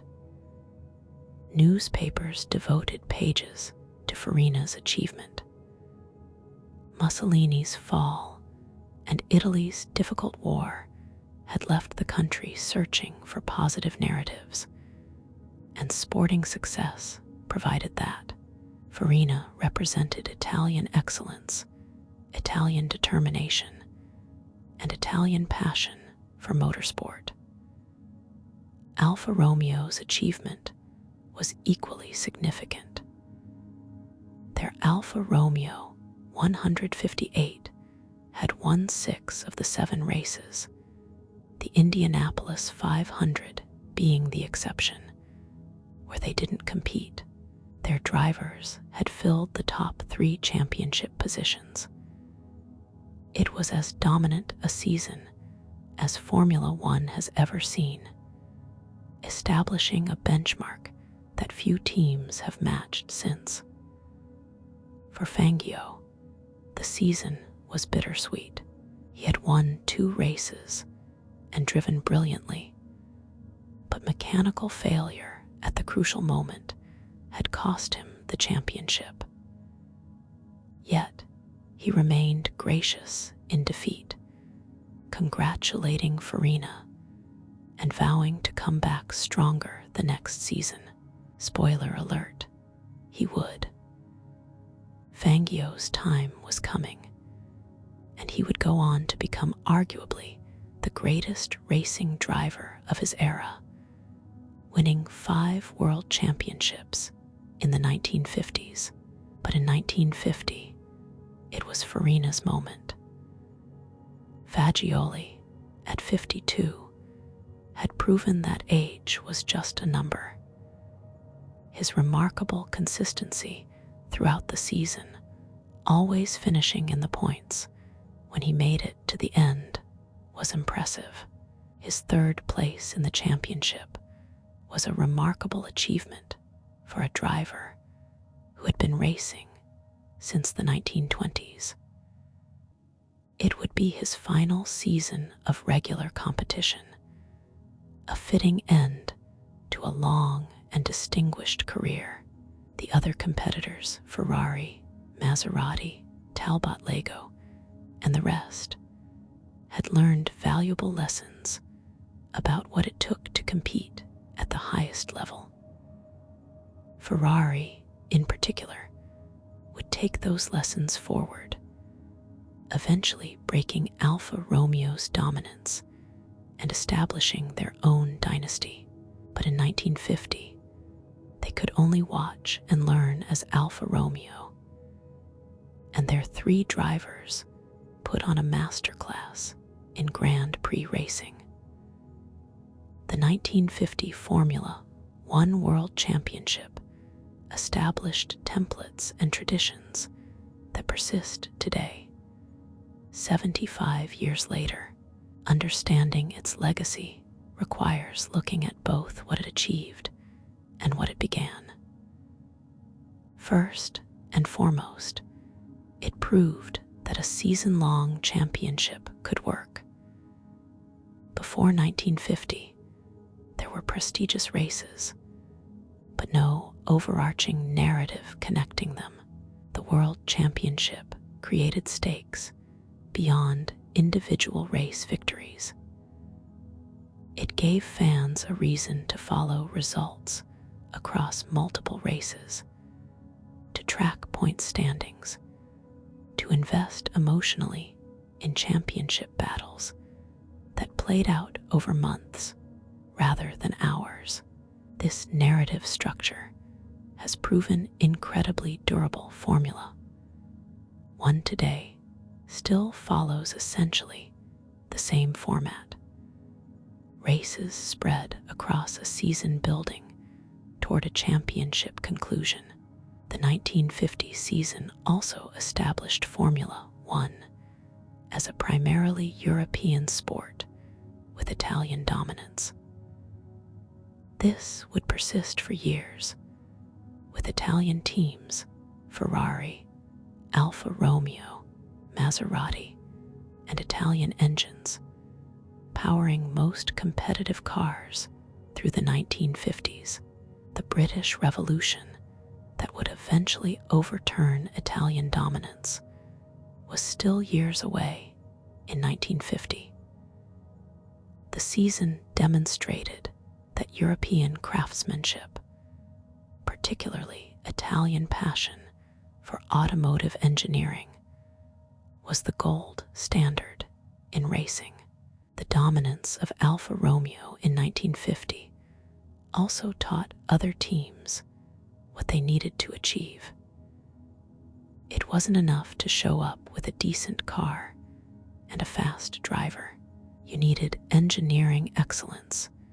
You needed reliability. You needed strategy.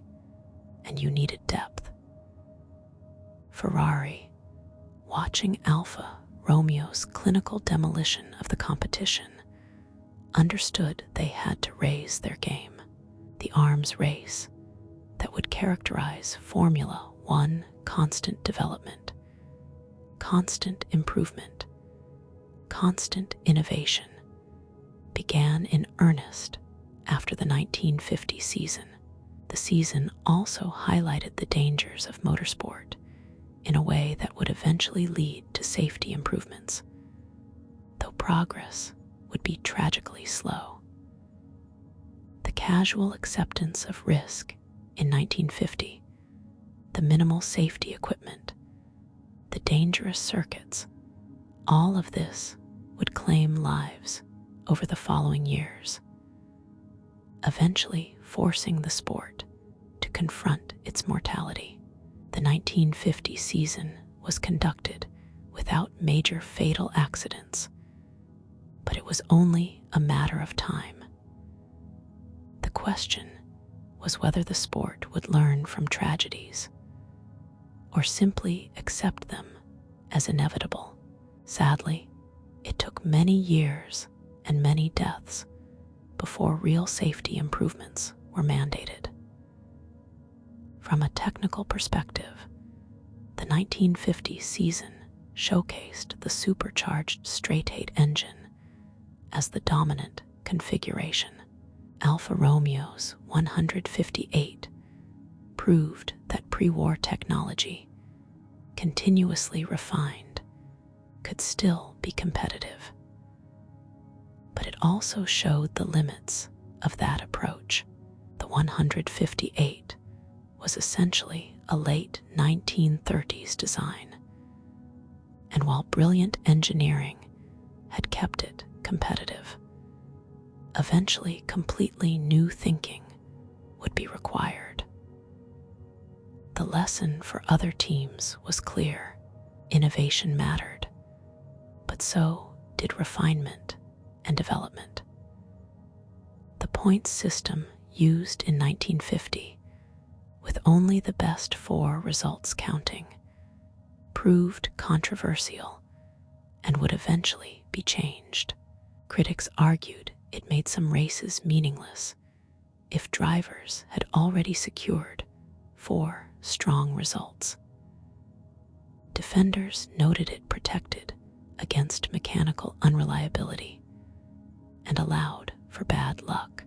The debate about how to structure championship points has continued throughout Formula One's history, with various systems tried over the decades. The 1950 system was just the first attempt to balance competition, fairness, and spectacle. The inclusion of Indianapolis in the championship, awkward as it was, reflected Formula One's ambition to be truly global. Even though European and American racing remained separate in practice, the aspiration toward international competition was important. It would take decades for Formula One to truly become a global championship with races on every continent. But the 1950 season planted that seed. The personalities and rivalries established in 1950 also set precedents. The idea of teammates competing fiercely within the same team, as Farina, Fangio, and Fagioli did at Alfa Romeo, became a recurring theme in Formula One. Team orders, or the lack thereof, would cause endless debates over the years. Should teams allow their drivers to race each other freely, or should they impose orders to maximize team points? Alfa Romeo in 1950 let their drivers race, and it created incredible drama, even as it sometimes compromised overall team performance. The media coverage of the 1950 season also established patterns. Race reports focused on heroism and drama, often glossing over dangers or treating them as inevitable. Drivers were portrayed as gladiators, brave men facing death to entertain crowds. This romanticized view of racing would persist for years, only gradually giving way to more critical coverage as safety became a more prominent concern. For fans, the 1950 season demonstrated the appeal of Formula One. Speed, danger, drama, and skill all combined in a compelling spectacle. The crowds at races were enormous, showing that there was appetite for this sport. Television would eventually amplify that appeal, but even in 1950, with most fans experiencing races through radio and print media, the excitement translated. Formula One had proven it could capture public imagination. The economic model established in 1950, manufacturer-backed teams competing primarily for prestige rather than prize money, would persist until commercial interests became more prominent in later decades. In 1950, teams like Alfa Romeo and Ferrari raced because their founders loved racing, because it showcased their engineering, and because national pride was at stake. The massive commercial enterprise that Formula One would become was unimaginable in 1950, but the sporting foundation was being laid. Perhaps most importantly, the 1950 season established that Formula One could be fair, competitive, and prestigious. Despite Italian dominance, the championship was decided by narrow margins. Multiple drivers from the same team competed on equal terms. The racing, while dangerous, was conducted according to clear rules. Results were determined on track rather than in boardrooms or through politics. This sporting integrity, imperfect but present, was crucial for establishing Formula One's legitimacy as the pinnacle of motorsport. The legacy of 1950 is visible every time Formula One races today. The basic format, a season-long championship across multiple races, with points awarded for finishing positions, comes directly from 1950. The emphasis on constructor excellence, the importance of driver skill, the drama of championship battles, the international nature of the competition, even the television graphics showing championship standings. All of this traces back to decisions made when creating the 1950 season. 75 years later, Formula One is a global phenomenon worth billions of dollars, followed by millions of fans worldwide, featuring the most advanced racing cars ever built. But it began with 21 cars circulating an converted airfield in England, with drivers in leather helmets racing cars without seat belts, with crowds standing dangerously close to the action, with championship points calculated on paper with pencil. The sport has evolved beyond recognition in some ways, yet at its core, it remains the same. Drivers racing cars at the limit, competing for glory, pushing human and machine to the absolute maximum. That was true in 1950, and it's true today. The foundation laid in that first season has proven remarkably durable.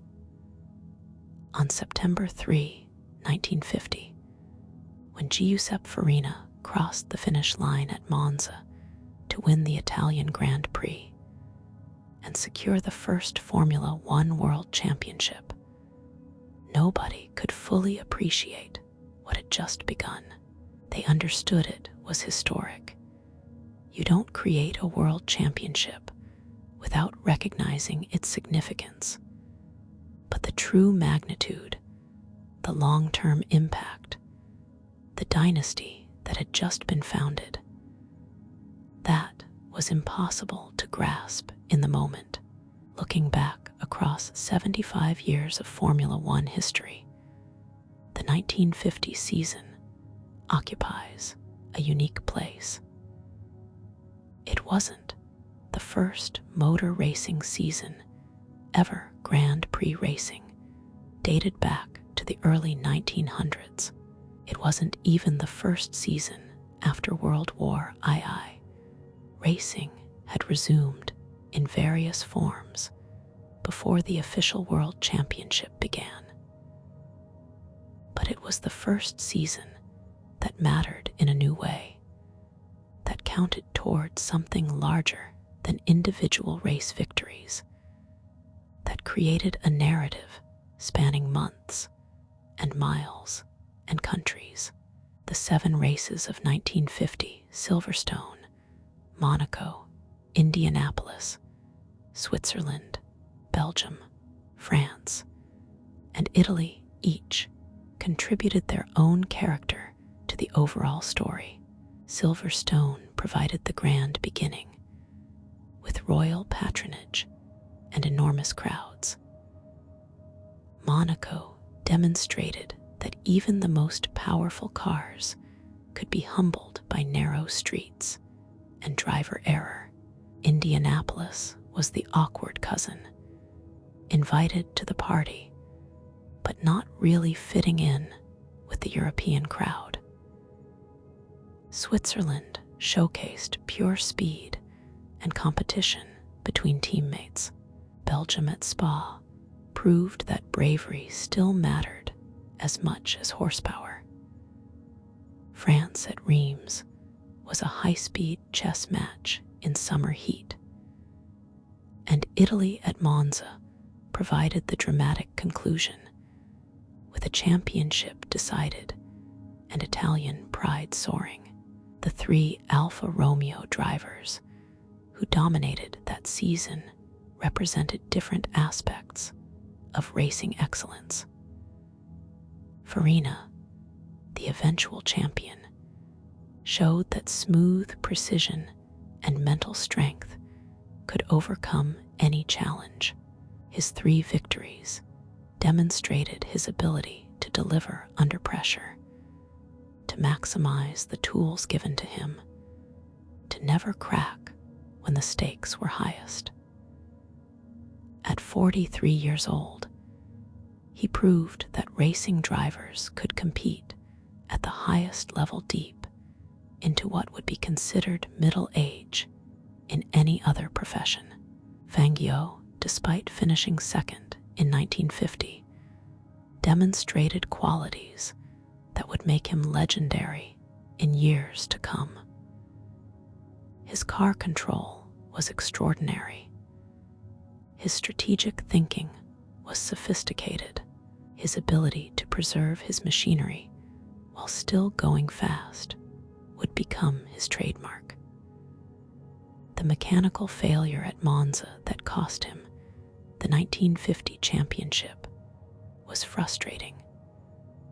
But Fangio would have the last laugh, winning 5 world championships in the 1950s and establishing himself as perhaps the greatest racing driver of his era. In 1950, he was still learning, still adapting to European circuits, still understanding the politics and pressures of Formula One. But the talent was obvious, and the results would follow. Fagioli, at 52, the eldest competitor, provided a human story that resonated beyond pure sporting achievement. His Monaco victory proved that experience and cunning could still triumph over youth and aggression. His consistency throughout the season, always finishing in the points when he completed races, showed that racecraft mattered as much as raw speed.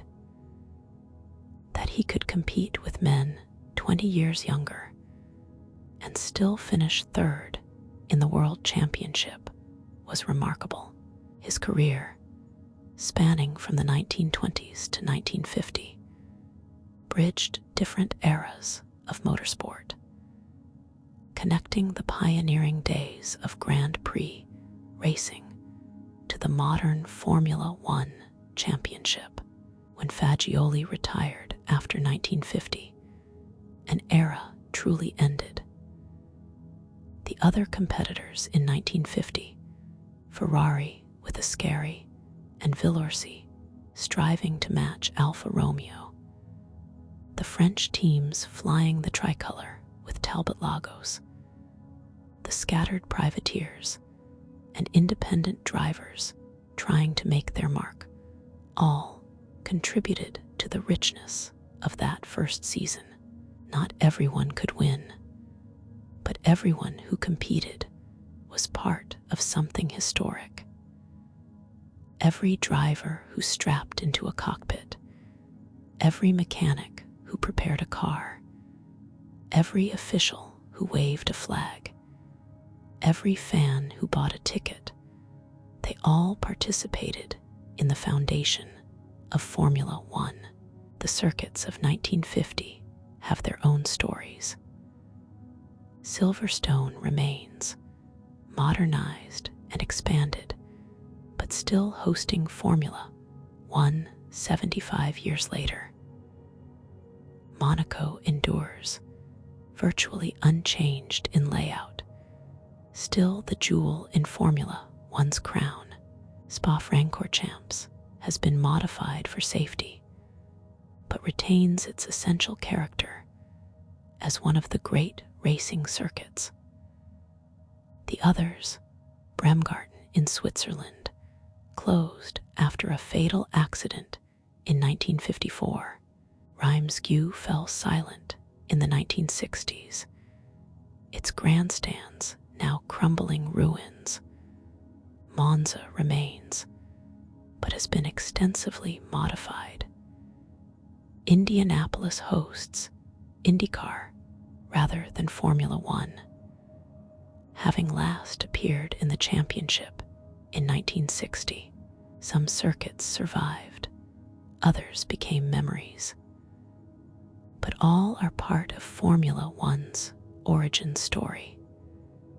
The technical regulations of 1950, with their dual formula for supercharged and naturally aspirated engines, would evolve rapidly.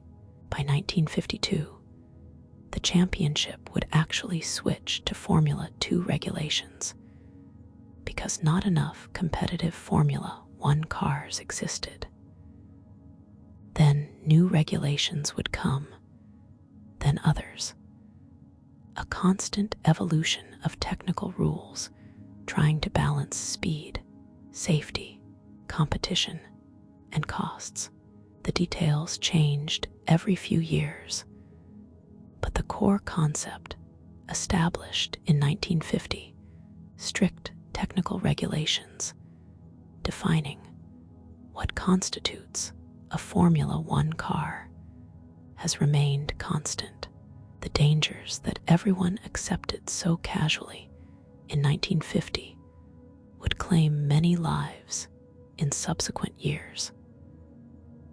Alberto Ascari would die in 1955 testing a sports car at Monza. Luigi Fagioli would be fatally injured in a sports car crash in 1952. Many others would follow, until eventually the death toll forced Formula 1 to confront its mortality and implement serious safety improvements.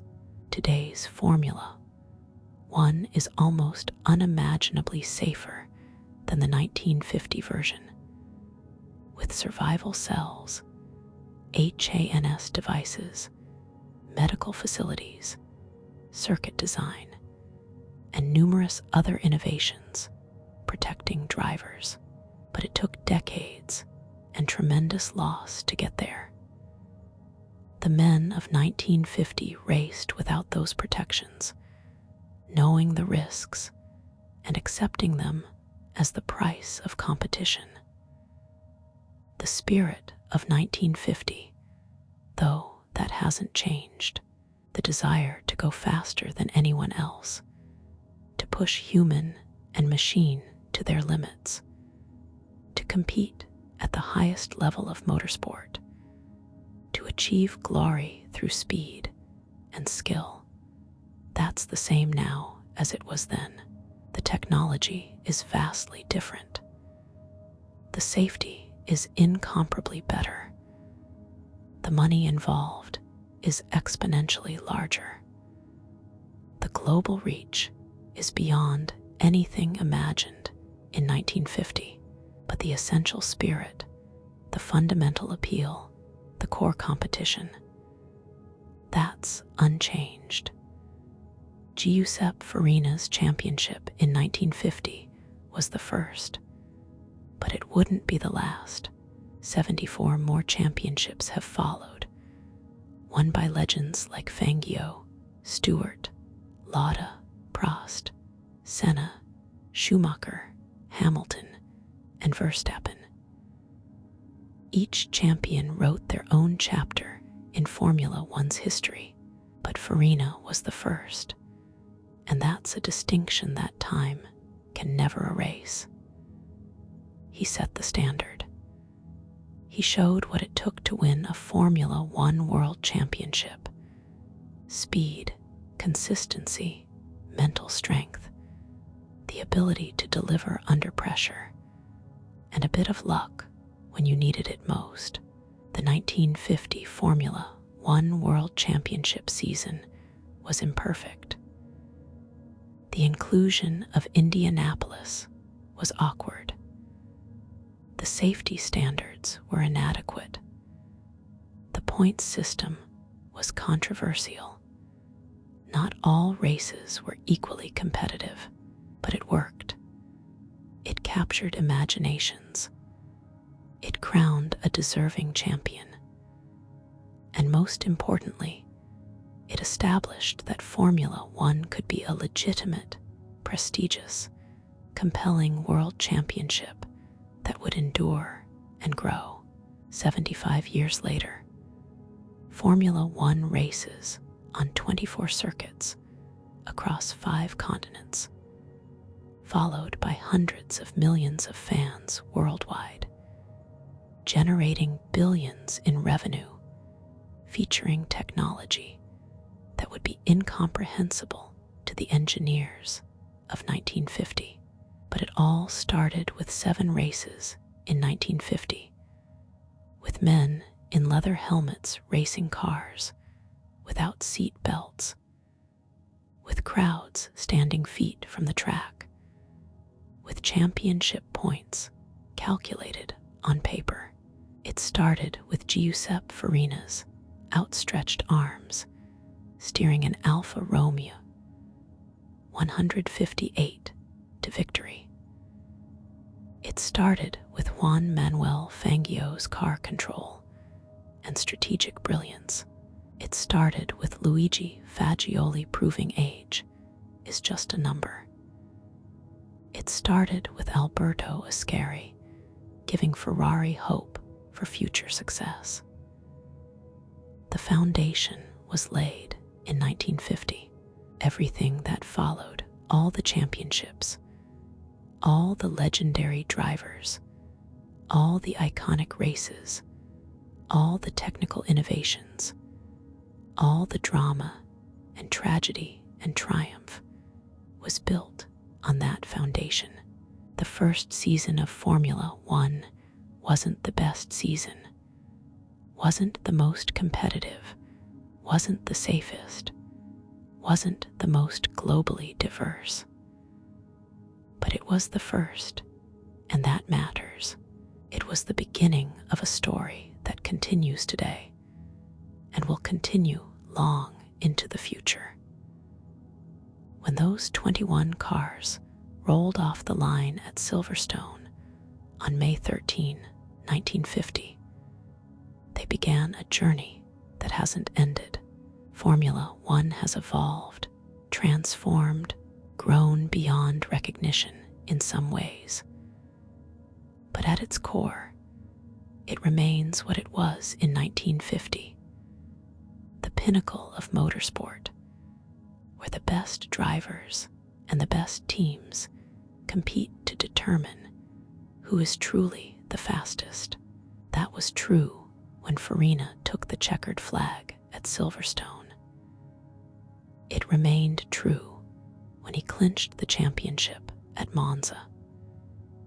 And it's true today, 75 years later, as modern drivers compete for the same prize Farina won in 1950, the Formula One World Championship. The foundation was laid, the story began, and motor racing would never be the same again.